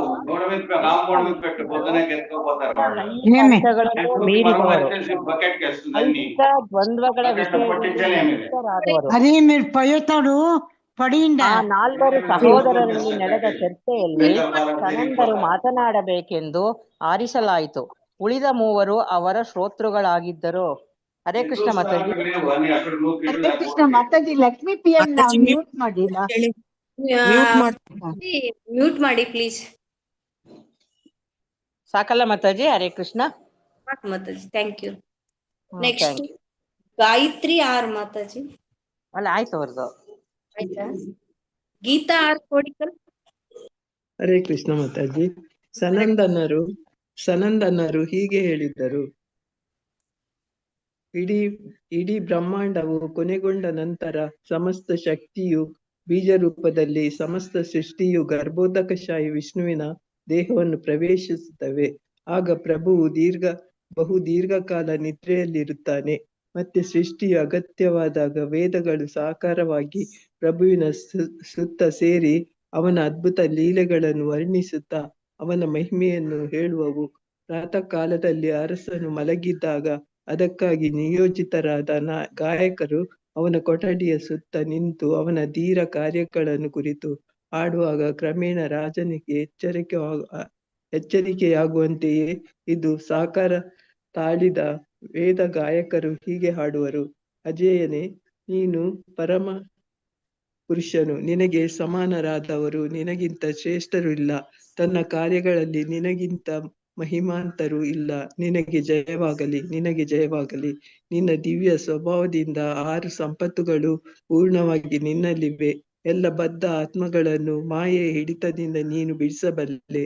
ಪ್ರಭುವೆ, ನೀನು ಹಾಗೆ ಮಾಡಬೇಕೆಂದು ಹೃತ್ಪೂರ್ವಕವಾಗಿ ಬೇಡುತ್ತೇನೆ. ಎಲ್ಲ ಜೀವಿಗಳು ನಿನ್ನ ಭಿನ್ನಾಂಶಗಳಾಗಿರುವುದರಿಂದ ಸಹಜವಾಗಿಯೇ ಅವು ಆನಂದಮಯ, ಶಾಶ್ವತ ಮತ್ತು ಜ್ಞಾನಮಯ. ಆದರೆ ಅವುಗಳೇ ತಪ್ಪು ಮಾಡಿ ನಿನ್ನನ್ನು ಅನುಕರಿಸಿ ಪರಮ ಭೋಗಿಗಳಾಗಲು ಪ್ರಯತ್ನಿಸುತ್ತವೆ. ಈ ರೀತಿಯಲ್ಲಿ ಅವು ನಿನ್ನ ಪರಮಾಧಿಕಾರಕ್ಕೆ ಅವಿಧೇಯವಾಗಿರುತ್ತವೆ, ಅಪರಾಧಿಗಳಾಗುತ್ತವೆ. ಅವುಗಳ ಅಪರಾಧದಿಂದಾಗಿ ಅವು ನಿನ್ನ ಭೌತಿಕ ಶಕ್ತಿಯ ವಶವಾಗುತ್ತದೆ. ಹೀಗೆ ಅವುಗಳ ಸಂತೋಷ, ಆನಂದ ಮತ್ತು ಬುದ್ಧಿವಂತಿಕೆಯ ದಿವ್ಯ ಗುಣಗಳನ್ನು 3 ಭೌತಿಕ ಗುಣಗಳ ಮೋಡಗಳು ಮರೆಮಾಡಿವೆ. ಭೌತಿಕ ಗುಣತ್ರಯಗಳಿಂದ ಆದ ಬ್ರಹ್ಮಾಂಡವು ಬದ್ಧಾತ್ಮಗಳಿಗೆ ಒಂದು ಸೆರೆಮನೆ ನಿಂತಿದೆ. ಭೌತಿಕ ಬಂಧನದಿಂದ ಬಿಡುಗಡೆಯಾಗಲು ಬದ್ಧಾತ್ಮಗಳು ಬಹುವಾಗಿ ಶ್ರಮಿಸುತ್ತವೆ. ಅವುಗಳ ಬದುಕಿನ ಬೇರೆ ಬೇರೆ ಸ್ಥಿತಿಗತಿಗಳಿಗನುಗುಣವಾಗಿ ಅವುಗಳಿಗೆ ಬೇರೆ ಬೇರೆ ಬಗೆಗಳ ಕೆಲಸ ಕಾರ್ಯಗಳನ್ನು ಕೊಟ್ಟಿದೆ. ಆದರೆ ಎಲ್ಲ ಕೆಲಸ ಕಾರ್ಯಗಳಿಗೂ ನಿನ್ನ ಜ್ಞಾನವೇ ಆಧಾರ. ನಿನ್ನ ಕೃಪೆ ಇಲ್ಲದೆ ಪುಣ್ಯ ಕಾರ್ಯಗಳನ್ನು ಮಾಡಲು ಸಾಧ್ಯವಿಲ್ಲ. ಆದ್ದರಿಂದ ನಿನ್ನ ಚರಣ ಕಮಲಗಳಲ್ಲಿ ಆಶ್ರಯವನ್ನು ಪಡೆಯದೆ ಮನುಷ್ಯನು ಭೌತಿಕ ಶಕ್ತಿಯ ಪ್ರಭಾವದಿಂದ ಬಿಡಿಸಿಕೊಳ್ಳಲಾರ. ವಾಸ್ತವವಾಗಿ ವೇದ ಜ್ಞಾನದ ಸಾಕಾರ ರೂಪಕ್ಕಾಗಿ ನಾವು ಬದ್ಧಾತ್ಮಕ್ಕೆ ನಿನ್ನನ್ನು ಅರ್ಥ ಮಾಡಿಕೊಳ್ಳಲು ಸದಾ ನೆರವಾಗುತ್ತಾ ನಿನ್ನ ಸೇವೆಯಲ್ಲಿಯೇ ಸದಾ ನಿರತರಾಗಿದ್ದೇವೆ. ಹರೇ ಕೃಷ್ಣ ಮಾತಾಜಿ. ಧನ್ಯವಾದಗಳು. ಧನ್ಯವಾದಗಳು ಮಾತಾಜಿ. ಲಕ್ಷ್ಮೀ ಬೀವಿ ಮಾತಾಜಿ. ಹರೇ ಕೃಷ್ಣ ಮಾತಾಜಿ. ಓದ್ತೀನಿ ಮಾತಾಜಿ ಓದಿ. ಮಾತಾಜಿ, ವೇದಗಳ ಅಲ್ವಾ? ಹಾ ಹೌದು, ಅಲ್ಲಿಂದ. ವೇದಗಳ ಸಾಕಾರ ರೂಪಗಳ ಈ ಪ್ರಾರ್ಥನೆಯು ವೇದಗಳ ಗುರಿಯು ಬದ್ಧಾತ್ಮಗಳು ಕೃಷ್ಣನನ್ನು ಅರ್ಥ ಮಾಡಿಕೊಳ್ಳಲು ನೆರವಾಗುವುದು ಎನ್ನುವುದನ್ನು ಸ್ಪಷ್ಟ ಮಾಡುತ್ತದೆ. ಎಲ್ಲಾ ಶ್ರುತಿಗಳು ಸಾಕಾರವಾದ ವೇದಗಳು ಜಯ ಜಯ ಎಂದು ಘೋಷಿಸುತ್ತಾ ಮತ್ತೆ ಮತ್ತೆ ಪ್ರಭುವಿನ ಮಹಿಮೆಯನ್ನು ಸಾರಿದವು.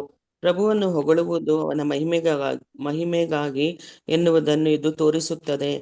ಬದ್ಧಾತ್ಮಗಳನ್ನು ಮಾಯೆಯ ಹಿಡಿತದಿಂದ ಬಿಡಿಸುವುದರಲ್ಲಿ ಪ್ರಭುವಿನ ಅವ್ಯಾಜ ಕರುಣೆಯೇ ಅವನ ಮಹಿಮೆಗಳಲ್ಲಿ ಅತ್ಯಂತ ಮುಖ್ಯವಾದದ್ದು.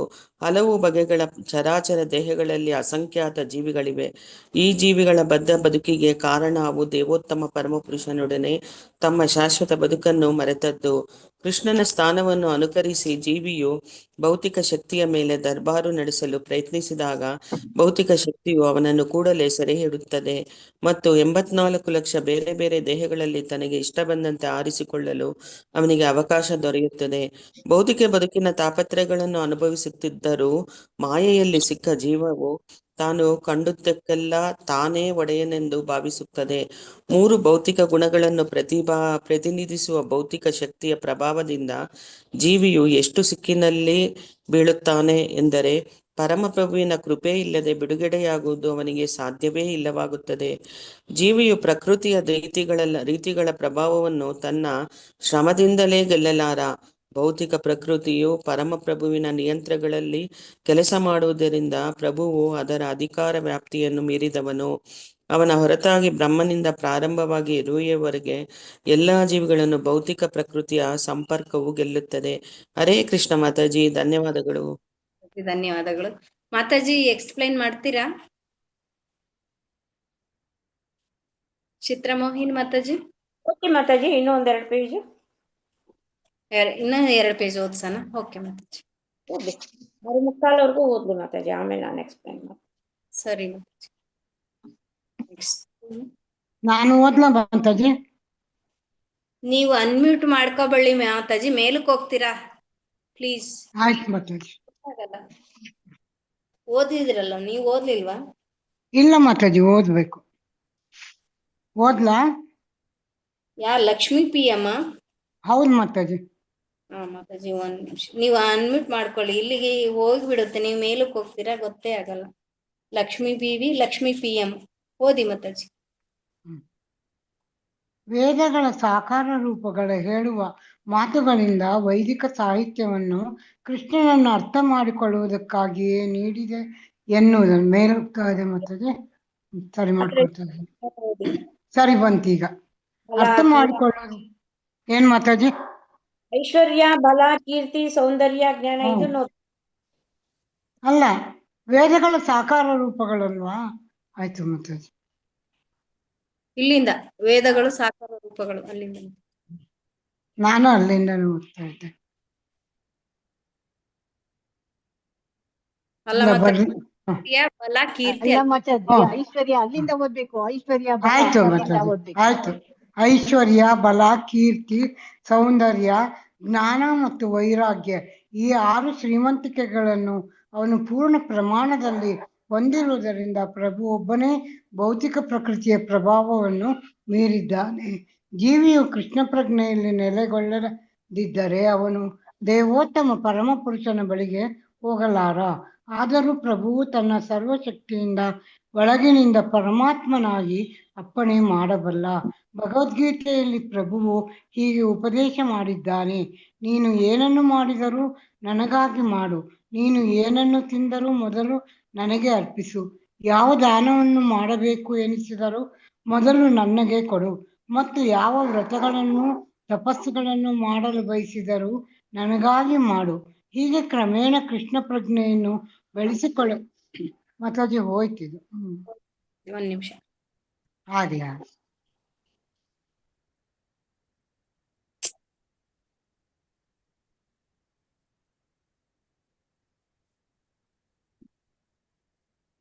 ಸಿಕ್ಸ್ ಅಲ್ಲ, 2ನೇ ಪ್ಯಾರ 666.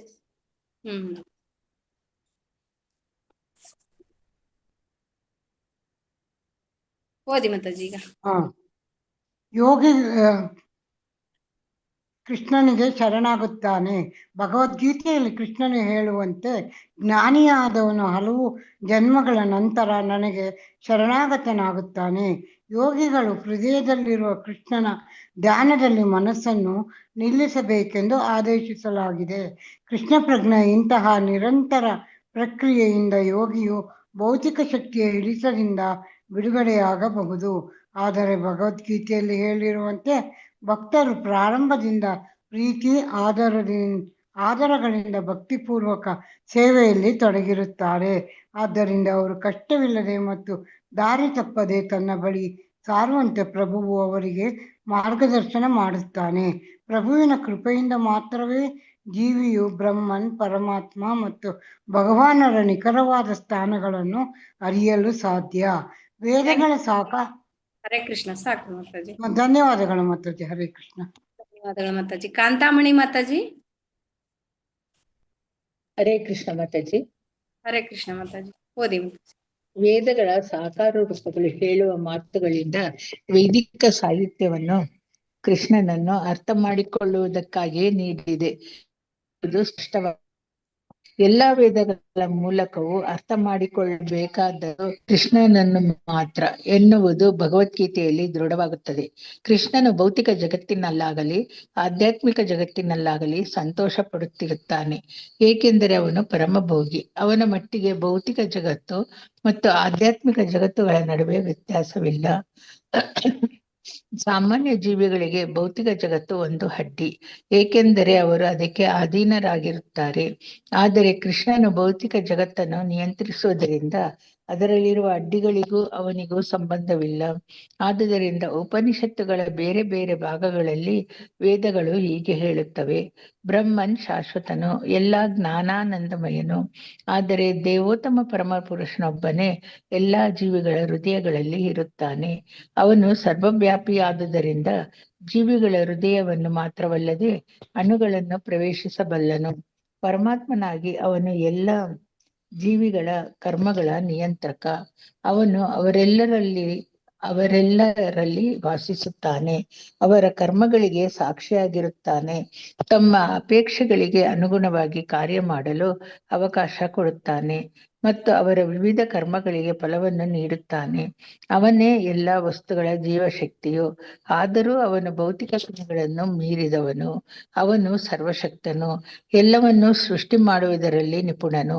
ಅವನಿಗೆ ಸಹಜವಾದ ಉನ್ನತ ಜ್ಞಾನದಿಂದ ಅವನು ಪ್ರತಿಯೊಬ್ಬರನ್ನು ಅಂಕೆಯಲ್ಲಿಟ್ಟುಕೊಳ್ಳಬಲ್ಲ. ಆದುದರಿಂದ ಅವನು ಎಲ್ಲರ ಪ್ರಭು. ಕೆಲವೊಮ್ಮೆ ಅವನು ಭೂಮಿಯ ಮೇಲಿರುತ್ತಾನೆ, ಆದರೆ ಎಲ್ಲಾ ಜಡು ವಸ್ತುಗಳಲ್ಲಿ ಏಕಕಾಲದಲ್ಲಿರುತ್ತಾನೆ.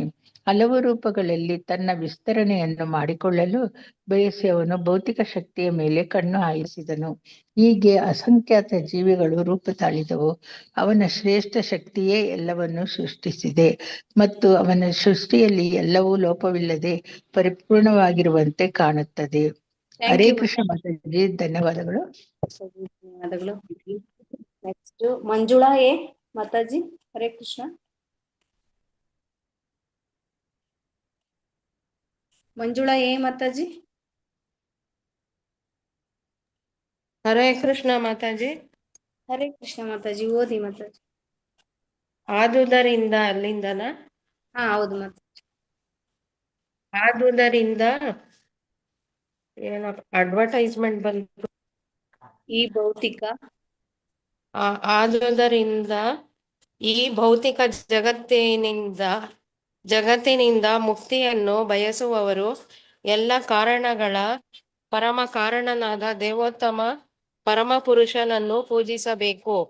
ಅವನು ಮಣ್ಣಿನ ರುಚಿಯಂತೆ ಮಣ್ಣಿನಿಂದ ಹಲವು ಬಗೆಯ ಮಣ್ಣಿನ ಮಡಕೆಗಳನ್ನು ಮಾಡುತ್ತಾರೆ. ಮಡಕೆಗಳನ್ನು ಭೂಮಿಯ ಮಣ್ಣಿನಿಂದ ಮಾಡುತ್ತಾರೆ. ಅವು ಭೂಮಿಯ ಮೇಲಿರುತ್ತವೆ.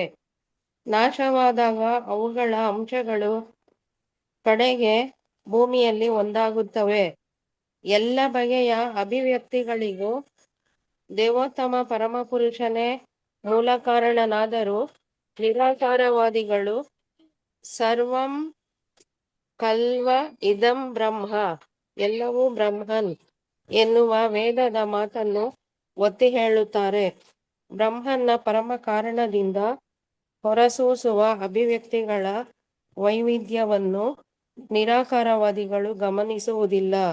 ಎಲ್ಲವೂ ಬ್ರಹ್ಮನಿಂದ ಬರುತ್ತವೆ, ನಾಶವಾದ ನಂತರ ಬ್ರಹ್ಮನಲ್ಲಿ ಒಂದಾಗುತ್ತವೆ. ಇವೆರಡರ ನಡುವಿನ ಹಂತವು ಬ್ರಹ್ಮನೇ ಎನ್ನುವುದಷ್ಟನ್ನೇ ಅವರು ಪರಿಗಣಿಸುತ್ತಾರೆ. ತನ್ನ ಅಭಿವ್ಯಕ್ತಿಯ ಮೊದಲು ಬ್ರಹ್ಮಾಂಡವು ಬ್ರಹ್ಮನ್ ಸೃಷ್ಟಿಯ ನಂತರವು ಬ್ರಹ್ಮನ್ ಮತ್ತು ನಾಶವಾದ ನಂತರ ಅದು ಬ್ರಹ್ಮನನ್ನು ಸೇರುತ್ತದೆ ಎಂದು ಮಾಯಾವಾದಿಗಳು ನಂಬಿದ್ದರೂ ಬ್ರಹ್ಮನ್ ಎಂದರೇನು ಎಂದು ಅವರಿಗೆ ತಿಳಿಯದು. ಈ ವಾಸ್ತವಾಂಶವನ್ನು ಬ್ರಹ್ಮ ಸಂಹಿತೆಯಲ್ಲಿ ಸ್ಪಷ್ಟವಾಗಿ ವರ್ಣಿಸಿದೆ. ಜೀವಿಗಳು ಆಕಾಶ, ಕಾಲ ಇವುಗಳೊಡನೆ ಅಗ್ನಿ, ಪೃಥ್ವಿ, ಗಗನ, ನೀರು ಮತ್ತು ಮನಸ್ಸುಗಳಂತಹ ಭೌತಿಕ ಅಂಶಗಳು ಸೇರಿ ಸಮಗ್ರ ಬ್ರಹ್ಮಾಂಡವಾಗಿದೆ. ಇದಕ್ಕೆ ಭೂರ್ಭುವ ಸ್ವಃ ಎಂದು ಹೆಸರು. ಇದನ್ನು ಗೋವಿಂದನು ಅಭಿವ್ಯಕ್ತಿಗೊಳಿಸುತ್ತಾನೆ. ಇದು ಗೋವಿಂದನ ಶಕ್ತಿಯಿಂದ ಅಭಿವೃದ್ಧಿ ಹೊಂದುತ್ತದೆ ಮತ್ತು ನಾಶವಾದ ನಂತರ ಗೋವಿಂದನನ್ನು ಪ್ರವೇಶಿಸಿ ಅಲ್ಲಿ ಉಳಿಯುತ್ತದೆ. ಆದುದರಿಂದ ಬ್ರಹ್ಮನು ಮೂಲ ಪುರುಷನು, ಎಲ್ಲ ಕಾರಣಗಳ ಕಾರಣನೂ ಆದ ಗೋವಿಂದನನ್ನು ನಾನು ಪೂಜಿಸುತ್ತೇನೆ ಎಂದು ಹೇಳುತ್ತಾನೆ. Thank you Hare Krishna. ಧನ್ಯವಾದಗಳು. ಧನ್ಯವಾದಗಳು ಮಾತಾಜಿ. ರೇಖಾ ಬನ್ಗೇರ, ಹರೇ ಕೃಷ್ಣ. ರೇಖಾ ಮಾತಾಜಿ. ಹರೇ ಕೃಷ್ಣ ಮಾತಾಜಿ. ಹೌದು. ಬ್ರಹ್ಮನ್ ಎನ್ನುವ ಪದವು ಸರ್ವಶ್ರೇಷ್ಠನನ್ನು ಮತ್ತು ಎಲ್ಲವನ್ನು ಪಾಲಿಸುವವನನ್ನು ಸೂಚಿಸುತ್ತದೆ. ನಿರಾಕಾರವಾದಿಗಳು ಆಕಾಶದ ಶ್ರೇಷ್ಠತೆಯಿಂದ ಆಕರ್ಷಿತರಾಗುತ್ತಾರೆ, ಆದರೆ ಅವರ ಅಲ್ಪಜ್ಞಾನದಿಂದಾಗಿ ಕೃಷ್ಣನ ಶ್ರೇಷ್ಠತೆಯಿಂದ ಆಕರ್ಷಿತರಾಗುವುದಿಲ್ಲ. ವಾಸ್ತವಿಕ ಜೀವನದಲ್ಲಿ ಒಬ್ಬ ವ್ಯಕ್ತಿಯ ಹಿರಿಮೆಯು ನಮ್ಮನ್ನು ಆಕರ್ಷಿಸುತ್ತದೆ, ಒಂದು ಪರ್ವತದ ಹಿರಿಮೆ ಅಲ್ಲ. ವಾಸ್ತವವಾಗಿ ಬ್ರಹ್ಮನ್ ಎನ್ನುವ ಶಬ್ದವನ್ನು ಕೃಷ್ಣನಿಗೆ ಮಾತ್ರ ಅನ್ವಯಿಸಬಹುದು. ಆದುದರಿಂದ ಕೃಷ್ಣನೇ ಪರಬ್ರಹ್ಮನು, ಎಲ್ಲವರ ಪರಮ ಆಶ್ರಯ ಎಂದು ಅರ್ಜುನನನ್ನು ಭಗವದ್ಗೀತೆಯಲ್ಲಿ ಒಪ್ಪಿದ್ದಾನೆ. ಅವನ ಮಿತಿ ಇಲ್ಲದ ಜ್ಞಾನ, ಮಿತಿ ಇಲ್ಲದ ಶಕ್ತಿಗಳು, ಮಿತಿ ಇಲ್ಲದ ಸಾಮರ್ಥ್ಯ, ಮಿತಿ ಇಲ್ಲದ ಪ್ರಭಾವ, ಮಿತಿ ಇಲ್ಲದ ಸೌಂದರ್ಯ ಮತ್ತು ಮಿತಿ ಇಲ್ಲದ ವಿರಕ್ತಿ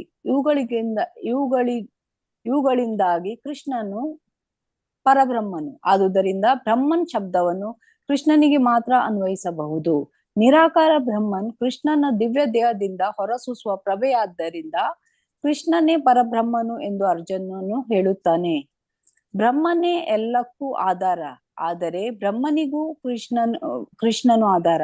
ಭೌತಿಕ ಅಂಶಗಳನ್ನು ಕೃಷ್ಣನ ಕೆಳಮಟ್ಟದ ಶಕ್ತಿಗಳೆಂದು ಪರಿಗಣಿಸಲಾಗಿದೆ, ಏಕೆಂದರೆ ಅವುಗಳ ಪರಸ್ಪರ ಪ್ರತಿಕ್ರಿಯೆಯಿಂದ ಬ್ರಹ್ಮಾಂಡವು ಆಗುತ್ತದೆ, ಕೃಷ್ಣನನ್ನು ಅವಲಂಬಿಸುತ್ತದೆ ಮತ್ತು ಪ್ರಳಯದ ನಂತರ ಕೃಷ್ಣನ ಸೂಕ್ಷ್ಮ ಶಕ್ತಿಯಾಗಿ ಅವನ ದೇಹವನ್ನು ಪ್ರವೇಶಿಸುತ್ತದೆ. ಆದುದರಿಂದ ಕೃಷ್ಣನು ಅಭಿವ್ಯಕ್ತಿ ಮತ್ತು ಲಯ ಎರಡಕ್ಕೂ ಕಾರಣನು. ಸರ್ವಂ ಕಲ್ವಂ ಇದಂ ಬ್ರಹ್ಮ ಎಂದರೆ ಎಲ್ಲವೂ ಕೃಷ್ಣ ಎಂದರ್ಥ. ಮಹಾಭಾಗವತದ ದರ್ಶನವೂ ಇದೆ. ಅವರು ಎಲ್ಲವನ್ನು ಕೃಷ್ಣನಿಗೆ ಸಂಬಂಧಿಸಿದಂತೆ ಕಾಣುತ್ತಾ ನಿರಾಕಾರವಾದಿಗಳು ಕೃಷ್ಣನು ತನ್ನನ್ನು ಬಹುರೂಪಿಗಳನ್ನಾಗಿ ಮಾಡಿಕೊಂಡಿದ್ದಾನೆ, ಆದುದರಿಂದ ಎಲ್ಲವೂ ಕೃಷ್ಣನೇ ಮತ್ತು ಯಾವುದನ್ನು ಪೂಜಿಸಿದರೂ ಕೃಷ್ಣನನ್ನು ಪೂಜಿಸಿದಂತೆ ಎಂದು ವಾದ ಮಾಡುತ್ತಾರೆ. ಈ ಮಿಥ್ಯವಾದಕ್ಕೆ ಕೃಷ್ಣನು ಭಗವದ್ಗೀತೆಯಲ್ಲಿ ಉತ್ತರ ಕೊಟ್ಟಿದ್ದಾನೆ. ಪ್ರತಿಯೊಂದು ಕೃಷ್ಣನ ಶಕ್ತಿಯ ಬೇರೆ ರೂಪವೇ ಆದರೂ ಕೃಷ್ಣನು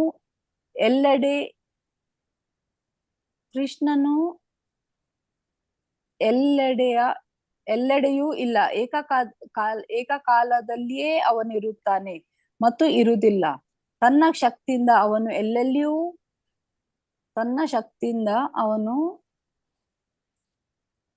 ಎಲ್ಲೆಲ್ಲಿಯೂ ಇದ್ದಾನೆ. ಇಲ್ಲ, 1 ಸೆಕೆಂಡ್, ನನ್ನದೇ ಮಿಸ್ ಆಯ್ತು, ಎಲ್ಲ ಹೋಯ್ತದು. ಕೃಷ್ಣನು ಬಹು ಅಲ್ಪವಾಗಿದ್ದು ಮಾತಾಜಿ ಅಲ್ಲ, ನನ್ನದು ಇದು ಮಿಸ್ ಆಯ್ತು, ಎಲ್ಲಿ ಅದು ಲೈನ್ ಮಿಸ್ ಆಯ್ತು, ಅದೆಲ್ಲಿ ಕಾಣ್ತಾ ಇಲ್ಲ. ಓಕೆ, ಆದರೆ ಶಕ್ತಿಗಳು ಎಲ್ಲೆಲ್ಲಿಯೂ ಇಲ್ಲ, ಏಕಕಾಲದಲ್ಲಿ ಇರುವುದು ಮತ್ತು ಇಲ್ಲದಿರುವುದು. ಅಲ್ಲಿ ಸ್ಟಾಪ್ ಆಯ್ತು ನಿಮ್ದು. ಅದೇ ಲೈನ್ ಓದಿ ಮಾತಾಡಿ. ಪ್ರಭು ಎಂದು ಪೂರ್ಣ ಅಂದ್ರೆ ಕೃಷ್ಣನಿಂದ ಅಮಿತವಾದ ಶಕ್ತಿಗಳು ಮತ್ತು ಅವುಗಳ ಇತರ ರೂಪ ಹೊರಹೊಮ್ಮಿದೆ. ಕೃಷ್ಣನ ವ್ಯಕ್ತಿತ್ವವು ಬಹು ಅಲ್ಪವಾಗಿಯೂ ಮಾರ್ಪಡುವುದಿಲ್ಲ. ಅದರಿಂದ ಕೃಷ್ಣನು ಎಲ್ಲಾ ಕಾರಣಗಳ ಕಾರಣನಾದ್ದರಿಂದ ಜಾಣರು ಅವರ ಚರಣ ಕಮಲಗಳಲ್ಲಿ ಆಶ್ರಯ ಪಡೆಯಬೇಕು. ಪ್ರತಿಯೊಬ್ಬರೂ ತನ್ನ ಶರಣಾಗತರಾಗಬೇಕೆಂದು ಕೃಷ್ಣನು ಉಪದೇಶ ಮಾಡುತ್ತಾನೆ. ವೇದದ ಉಪದೇಶವೂ ಇದೆ. ಕೃಷ್ಣನು ಎಲ್ಲಾ ಕಾರಣಗಳ ಕಾರಣನಾದ್ರಿಂದ ಎಲ್ಲ ಋಷಿಗಳು ಪ್ರಾಜ್ಞರು ಧಾರ್ಮಿಕ ತತ್ವಗಳನ್ನು ಆಚರಿಸಿ ಅವನನ್ನು ಪೂಜಿಸುತ್ತಾರೆ. ಧ್ಯಾನವು ಅಗತ್ಯವಾದಾಗ ಮಹಾಪುರುಷರು ಹೃದಯದಲ್ಲಿರುವ ಕೃಷ್ಣನ ದಿವ್ಯ ರೂಪವನ್ನು ಕುರಿತು ಧ್ಯಾನ ಮಾಡುತ್ತಾರೆ. ಹೀಗೆ ಮಹಾಪುರುಷರ ಮನಸ್ಸುಗಳು ಸದಾ ಕೃಷ್ಣನಲ್ಲಿರುತ್ತವೆ. ಮನಸ್ಸುಗಳನ್ನು ಕೃಷ್ಣನಲ್ಲಿ ನೆಟ್ಟ ಮತ್ತು ಆಕರ್ಷಿತಾದ ಭಕ್ತರು ಸಹಜವಾಗಿ ಕೃಷ್ಣನ ವಿಷಯವನ್ನೇ ಮಾತನಾಡುತ್ತಾರೆ. ಥ್ಯಾಂಕ್ ಯು ಹರೇ ಮಾತಾಜಿ. ಕೃಷ್ಣ ಮಾತಾಜಿ, ಧನ್ಯವಾದಗಳು. ಧನ್ಯವಾದ ಮಾತಾಜಿ. ಓಕೆ ಮಾತಾಜಿ. ನಾರಾಯಣ ಋಷಿಗಳು ಮಾತನಾಡಲು ಪ್ರಾರಂಭಿಸಿದರು. ಅಲ್ಲಿಂದ ಅಲ್ವಾ? 664. 64 ಅಲ್ಲಿಂದ ಮಾತಾಜಿ. ನಾರಾಯಣ ಋಷಿಗಳು ಈಗ ಮಾತನಾಡೋದಕ್ಕೆ ಶುರು ಮಾಡ್ತಾ ಇದ್ದಾರೆ. ಸೊ ಅವ್ರು ಹೇಳ್ತಾರೆ, ಪ್ರಿಯ ನಾರದರೆ, ಬಹು ಹಿಂದೆ ನಡೆದ ಒಂದು ಕಥೆಯನ್ನು ನಿಮ್ಗೆ ಹೇಳ್ತೇನೆ. ಸ್ವರ್ಗಲೋಕದ ನಿವಾಸಿಗಳ ಸಭೆಯು ನಡೆಯಿತು. 4 ಕುಮಾರರು, ಯಾರ್ಯಾರು? ಬ್ರಹ್ಮನ ಕುಮಾರರು, ಸನತ್ತು, ಸನಂದನ, ಸನಕ ಮತ್ತು ಸನಾತನ ಕುಮಾರರು ಸೇರಿದಂತೆ ಎಲ್ಲಾ ಪ್ರಮುಖ ಬ್ರಹ್ಮಚಾರಿಗಳು ಅಲ್ಲಿಗೆ ಬಂದಿದ್ರು. ಪರಮ ಸತ್ಯವನ್ನು, ಬ್ರಹ್ಮನ್ ಅನ್ನು ಅರ್ಥ ಮಾಡಿಕೊಳ್ಳುವ ವಿಷಯವನ್ನ ಅವರು ಚರ್ಚಿಸ್ತಾರೆ. ಶ್ವೇತ ದೀಪದಲ್ಲಿ ವಾಸಿಸುವ ನನ್ನ ವಿಸ್ತೃತ ರೂಪನಾದ ಅನಿರುದ್ಧನನ್ನು ನೋಡಲು ನೀವು ಹೋದುದರಿಂದ ಆ ಸಭೆಯಲ್ಲಿ ಇರಲಿಲ್ಲ ಅಂತ ಹೇಳ್ತಾ ಇದ್ದಾರೆ ನಾರಾಯಣ ಋಷಿಗಳು. ನೀವು ಈಗ ಕೇಳುತ್ತಿರುವ ಪ್ರಶ್ನೆಯನ್ನು ಕುರಿತು ಮಹರ್ಷಿಗಳು ಬ್ರಹ್ಮಚಾರಿಗಳು ಬಹು ವಿಸ್ತಾರವಾಗಿ ಚರ್ಚೆ ಮಾಡಿದರು. ಚರ್ಚೆಯು ಬಹು ಸ್ವಾರಸ್ಯವಾಗಿತ್ತು. ಚರ್ಚೆಯು ಎಷ್ಟು ಸೂಕ್ಷ್ಮವಾಗಿತ್ತು ಎಂದರೆ ಅಲ್ಲಿ ಎತ್ತಿದ ಜಟಿಲ ಪ್ರಶ್ನೆಗಳಿಗೆ ಉತ್ತರ ಕೊಡಲು ವೇದಗಳಿಗೆ ಸಹ ಸಾಧ್ಯವಾಗಲಿಲ್ವಂತೆ. ಅಂತ ಪ್ರಶ್ನೆಗಳನ್ನ ಅವರು ಎತ್ತಿದ್ರು. ಜನಲೋಕದ ಆ ಸಭೆಯಲ್ಲಿ ನಾರದರು ಎತ್ತಿದ ಪ್ರಶ್ನೆಗೆ ದೊಡ್ಡ ಚರ್ಚೆಯೇ ನಡೆಯಿತು ಎಂದು ನಾರದರಿಗೆ ನಾರಾಯಣ ಋಷಿಗಳು ಹೇಳಿದರು. ಪರಂಪರೆಯ ಮೂಲಕ ಅರ್ಥ ಮಾಡಿಕೊಳ್ಳುವ ರೀತಿ ಇದು. ಪರೀಕ್ಷಿತ ಮಹಾರಾಜನನ್ನು ಶುಕಮುನಿಗಳ ಬಳಿಗೆ ಕಳುಹಿಸಿದರು. ಶುಕಮುನಿಗಳು ಈ ವಿಷಯವನ್ನು ನಾರದರ ಬಳಿಗೆ ಕಳುಹಿಸಿದರು. ನಾರದು ಇದೇ ಪ್ರಶ್ನೆಯನ್ನು ನಾರಾಯಣ ಋಷಿಗಳ ಮುಂದೆ ಇಟ್ಟರು. ನಾರಾಯಣ ಋಷಿಗಳು ಜನಲೋಕದ ಹಿರಿಯರು ಈ ಪ್ರಶ್ನೆಯನ್ನು ಚರ್ಚಿಸುವುದನ್ನು ಹೇಳಿದರು. ಜನಲೋಕದಲ್ಲಿ ಮಹಾನ್ ಕುಮಾರರು ಸನಾತನ, ಸನಕ ಮತ್ತು ಸನಂದರು ಅದನ್ನು ಚರ್ಚಿಸಿದ್ದರು. ಈ 4 ಬ್ರಹ್ಮಚಾರಿಗಳು ವೇದಗಳು ಮತ್ತು ಶಾಸ್ತ್ರಗಳ ವಿಷಯದಲ್ಲಿ ಅಧಿಕಾರವಾಣಿಯಿಂದ ಮಾತನಾಡಬಲ್ಲವರಾಗಿದ್ದರು. ಇವರು ವಿರಕ್ತಿ ಮತ್ತು ತಪಸ್ಸುಗಳ ವಿಷಯದಲ್ಲಿ ಅಧಿಕಾರವಾಣಿಯಿಂದ ಮಾತನಾಡಬಲ್ಲವರು. ಇವರು ವಿರಕ್ತಿ ಮತ್ತು ತಪಸ್ಸುಗಳ ನೆರವಿರುವ ಅವರು ಮಿತಿಯಿಲ್ಲದ ಜ್ಞಾನವನ್ನು ಅವರ ಭವ್ಯ ಆದರ್ಶ ಸ್ವಭಾವವೇ ತೋರಿಸುತ್ತದೆ. ಅವರು ಸ್ನೇಹದಿಂದ ಮೃದುವಾಗಿ ನಡೆದುಕೊಳ್ಳುವವರು. ಸ್ನೇಹಿತರು, ಹಿತೈಷಿಗಳು, ಶತ್ರುಗಳು ಎನ್ನುವ ತಾರತಮ್ಯವೇ ಅವರಿಗಿಲ್ಲ. ಅವರ ಅಲೌಕಿಕ ನೆಲೆಗಳಿಂದಾಗಿ ಕುಮಾರರಂತಹ ಶ್ರೇಷ್ಠ ವ್ಯಕ್ತಿಗಳು ಎಲ್ಲ ಐಹಿಕ ಹಂತಗಳನ್ನು ಮೀರಿದವರವರು. ಐಹಿಕ ದ್ವಂದ್ವಗಳ ವಿಷಯದಲ್ಲಿ ನಿರ್ಲಿಪ್ತರಾದವರವರು. ಈ 4 ಸಹೋದರರಲ್ಲಿ ನಡೆದ ಚರ್ಚೆಯಲ್ಲಿ ಸನಂದನರು ಮಾತನಾಡಬೇಕೆಂದು ಆರಿಸಲಾಯಿತು. ಉಳಿದ ಮೂವರೂ ಅವರ ಶೋತೃಗಳಾಗಿದ್ದರು. ಸನಂದರು ಹೀಗೆ ಹೇಳ್ತಾರೆ, ಇಡೀ ಬ್ರಹ್ಮಾಂಡವು ಕೊನೆಗೊಂಡ ನಂತರ ಸಮಸ್ತ ಶಕ್ತಿಯು ಬೀಜ ರೂಪದಲ್ಲಿ, ಸಮಸ್ತ ಸೃಷ್ಟಿಯು ಗರ್ಭೋದಕಶಾಹಿ ವಿಷ್ಣುವಿನ ದೇಹವನ್ನ ಪ್ರವೇಶಿಸುತ್ತದೆ. ಆಗ ಪ್ರಭುವು ಏನ್ ಮಾಡ್ತಾನೆ, ಬಹು ದೀರ್ಘಕಾಲ ನಿದ್ರೆಯಲ್ಲಿ ಇರ್ತಾನೆ. ಮತ್ತೆ ಸೃಷ್ಟಿಯು ಅಗತ್ಯವಾದಾಗ ವೇದಗಳು ಸಾಕಾರವಾಗಿ ಪ್ರಭುವಿನ ಸುತ್ತ ಸೇರಿ ಅವನ ಅದ್ಭುತ ಲೀಲೆಗಳನ್ನು ವರ್ಣಿಸುತ್ತಾ ಅವನ ಮಹಿಮೆಯನ್ನು ಹೇಳುವವು. ಪ್ರಾತಃ ಕಾಲದಲ್ಲಿ ಅರಸನು ಮಲಗಿದ್ದಾಗ ಅದಕ್ಕಾಗಿ ನಿಯೋಜಿತರಾದ ಗಾಯಕರು ಅವನ ಕೊಠಡಿಯ ಸುತ್ತ ನಿಂತು ಅವನ ಧೀರ ಕಾರ್ಯಗಳನ್ನು ಕುರಿತು ಹಾಡುವಾಗ ಕ್ರಮೇಣ ರಾಜನಿಗೆ ಎಚ್ಚರ ಹೆಂಗಾಗುತ್ತೋ ಹಂಗೆ ಇಲ್ಲಿ ಗರ್ಭೋದಕ ಶಾಹಿಯನ್ನು ಎಚ್ಚರಿಸ್ತಾರೆ. ಸಾಕಾರ ತಾಳಿದ ವೇದ ಗಾಯಕರು ಹೀಗೆ ಆಡುವರು: ಅಜಯನೇ, ನೀನು ಪರಮ ಪುರುಷನು, ನಿನಗೆ ಸಮಾನರಾದವರು, ನಿನಗಿಂತ ಶ್ರೇಷ್ಠರು ಇಲ್ಲ, ತನ್ನ ಕಾರ್ಯಗಳಲ್ಲಿ ನಿನಗಿಂತ ಮಹಿಮಾವಂತರೂ ಇಲ್ಲ. ನಿನಗೆ ಜಯವಾಗಲಿ, ನಿನಗೆ ಜಯವಾಗಲಿ. ನಿನ್ನ ದಿವ್ಯ ಸ್ವಭಾವದಿಂದ 6 ಸಂಪತ್ತುಗಳು ಪೂರ್ಣವಾಗಿ ನಿನ್ನಲ್ಲಿವೆ.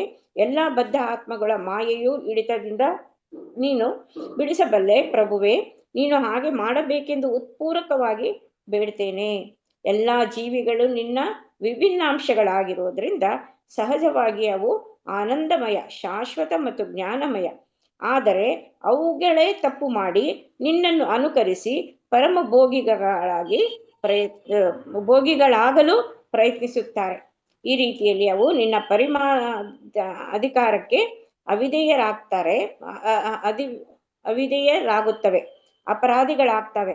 ಅವುಗಳ ಅಪರಾಧದಿಂದಾಗಿ ಅವು ನಿನ್ನ ಭೌತಿಕ ಶಕ್ತಿಯ ವಶವಾಗುತ್ತದೆ. ಹೀಗೆ ಅವುಗಳ ಸಂತೋಷ, ಆನಂದ ಮತ್ತು ಬುದ್ಧಿವಂತಿಕೆಯ ದಿವ್ಯ ಗುಣಗಳನ್ನು 3 ಭೌತಿಕ ಗುಣಗಳ ಮೋಡಗಳು ಮರೆ ಮಾಡಿವೆ. ಭೌತಿಕ ಗುಣತ್ರಯಗಳಿಂದ ಆದ ಬ್ರಹ್ಮಾಂಡವು ಬದ್ಧಾತ್ಮಗಳಿಗೆ ಒಂದು ಸೆರೆಮನೆಯಂತಿದೆ. ಭೌತಿಕ ಬಂಧನದಿಂದ ಬಿಡುಗಡೆಯಾಗಲು ಬದ್ಧಾತ್ಮಗಳು ಬಹುವಾಗಿ ಶ್ರಮಿಸುತ್ತದೆ. ಅವುಗಳ ಬದುಕಿನ ಬೇರೆ ಬೇರೆ ಸ್ಥಿತಿಗಳಿಗೆ ಅನುಗುಣವಾಗಿ ಅವುಗಳಿಗೆ ಬೇರೆ ಬೇರೆ ಬಗೆಗಳ ಕೆಲಸ ಕಾರ್ಯಗಳನ್ನು ಕೊಟ್ಟಿದೆ. ಆದರೆ ಎಲ್ಲ ಕೆಲಸ ಕಾರ್ಯಗಳು ನಿನ್ನ ಜ್ಞಾನವೇ ಆಧಾರ. ನಿನ್ನ ಕೃಪೆ ಇಲ್ಲದೆ ಪುಣ್ಯ ಕಾರ್ಯಗಳನ್ನು ಮಾಡಲು ಸಾಧ್ಯನೇ ಇಲ್ಲ.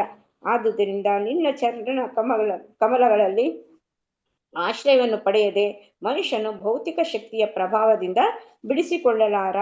ವಾಸ್ತವವಾಗಿ ವೇದ ಜ್ಞಾನದ ಸಾಕಾರ ರೂಪಕ್ಕಾಗಿ ನಾವು ಬದ್ಧ ಆತ್ಮಕ್ಕೆ ನಿನ್ನನ್ನು ಅರ್ಥ ಮಾಡಿಕೊಳ್ಳಲು ಸದಾ ನೆರವಾಗುತ್ತಾ ನಿನ್ನ ಸೇವೆಯಲ್ಲೇ ನಿರತರಾಗಿರ್ತೇವೆ ಅಂತ ಇಲ್ಲಿ ಹೇಳ್ತಾ ಇದ್ದಾರೆ. ಬದ್ಧ ಆತ್ಮಗಳು ಹೆಂಗೆ ಅವು ಬರ್ತಾವೆ ಅಂತ ಇಲ್ಲಿ ಡಿಟೈಲ್ ಆಗಿ ಎಕ್ಸ್ಪ್ಲೈನ್ ಮಾಡಿದ್ದಾರೆ.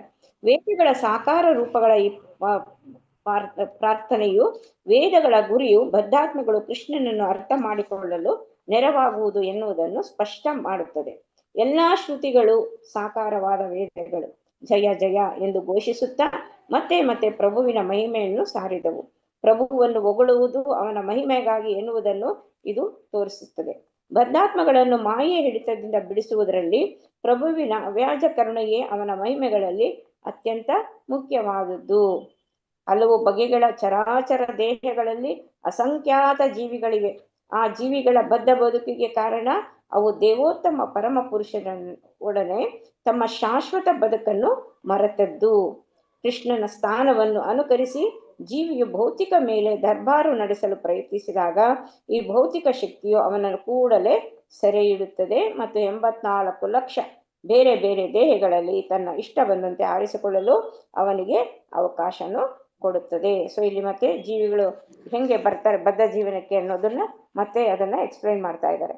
ಭೌತಿಕ ಬದುಕಿನ ತಾಪತ್ರಯಗಳನ್ನು ಅನುಭವಿಸುತ್ತಿದ್ದರೂ ಮಾಯೆಯಲ್ಲಿ ಸಿಕ್ಕ ಜೀವವು ತಾನು ಕಂಡದಕ್ಕೆಲ್ಲ ತಾನೇ ಒಡೆಯನೆಂದು ಭಾವಿಸುತ್ತಾನೆ. 3 ಭೌತಿಕ ಗುಣಗಳನ್ನು ಪ್ರತಿನಿಧಿಸುವ ಭೌತಿಕ ಶಕ್ತಿಯ ಪ್ರಭಾವದಿಂದ ಜೀವಿಯು ಎಷ್ಟು ಸಿಕ್ಕಿ ಬೀಳುತ್ತಾನೆ ಅಂದ್ರೆ ಪರಮಪ್ರಭುವಿನ ಕೃಪೆ ಇಲ್ಲದೆ ಬಿಡುಗಡೆಯಾಗುವುದು ಅವನಿಗೆ ಸಾಧ್ಯವೇ ಇಲ್ಲವಾಗುತ್ತದೆ. ಜೀವಿಯು ಪ್ರಕೃತಿಯ ರೀತಿಗಳ ಪ್ರಭಾವವನ್ನು ತನ್ನ ಶ್ರಮದಿಂದಲೇ ಗೆಲ್ಲಲಾರ. ಭೌತಿಕ ಪ್ರಕೃತಿಯ ಪರಮ ಪ್ರಭುವಿನ ನಿಯಂತ್ರಣದಲ್ಲಿ ಕೆಲಸ ಮಾಡುವುದರಿಂದ ಪ್ರಭುವು ಅದರ ಅಧಿಕಾರ ವ್ಯಾಪ್ತಿಯನ್ನು ಮೀರಿದವನು. ಅವನ ಹೊರತಾಗಿ ಬ್ರಹ್ಮನಿಂದ ಪ್ರಾರಂಭವಾಗಿ ಒಂದು ಇರುವೆಯವರೆಗೂ ಎಲ್ಲಾ ಜೀವಿಗಳನ್ನು ಭೌತಿಕ ಪ್ರಕೃತಿಯ ಸಂಪರ್ಕವು ಗೆಲ್ಲುತ್ತಾ ಬರುತ್ತದೆ. ಐಶ್ವರ್ಯ, ಬಲ, ಕೀರ್ತಿ, ಸೌಂದರ್ಯ, ಜ್ಞಾನ ಮತ್ತು ವೈರಾಗ್ಯ ಈ 6 ಶ್ರೀಮಂತಿಗಳನ್ನು ಅವನು ಪೂರ್ಣ ಪ್ರಮಾಣದಲ್ಲಿ ಭಗವಂತ ಹೊಂದಿರೋದ್ರಿಂದ ಪ್ರಭು ಒಬ್ಬನೇ ಭೌತಿಕ ಪ್ರಕೃತಿಯ ಪ್ರಭಾವವನ್ನು ಮೀರಿದ್ದಾನೆ. ಜೀವಿಯು ಕೃಷ್ಣ ಪ್ರಜ್ಞೆಯಲ್ಲಿ ನೆಲೆಗೊಳ್ಳದಿದ್ದರೆ ಅವನು ದೇವೋತ್ತಮ ಪರಮ ಪುರುಷನ ಬಳಿಗೆ ಹೋಗೋದಕ್ಕೆ ಸಾಧ್ಯನೇ ಇಲ್ಲ. ಆದರೂ ಪ್ರಭುವು ತನ್ನ ಸರ್ವಶಕ್ತಿಯಿಂದ ಒಳಗಿನಿಂದ ಪರಮಾತ್ಮನಾಗಿ ಅಪ್ಪಣೆ ಮಾಡಬಲ್ಲ. ಭಗವದ್ಗೀತೆಯಲ್ಲಿ ಪ್ರಭುವು ಹೀಗೆ ಉಪದೇಶ ಮಾಡಿದ್ದಾನೆ. ಸೊ ಪರಮಾತ್ಮನಾಗಿ ನಮ್ಮಲ್ಲೇ ಇರ್ತಾನೆ, ಅವನು ಗೈಡ್ ಮಾಡ್ತಾನೆ. ನೀನು ಏನನ್ನು ಮಾಡಿದರೂ ನನಗಾಗಿ ಮಾಡು. ಭಗವದ್ಗೀತೆನಲ್ಲಿ ಹೇಳಿದ್ದು, ನೀನೇನ್ ಮಾಡಿದ್ರು ನನಗೋಸ್ಕರನೇ ಮಾಡು. ನೀನು ಏನನ್ನು ತಿಂದರೂ ಮೊದಲು ನನಗೆ ಅರ್ಪಿಸು. ಯಾವ ದಾನವನ್ನು ಮಾಡಬೇಕು ಎನಿಸಿದರೂ ಮೊದಲು ನನಗೆ ಕೊಡು.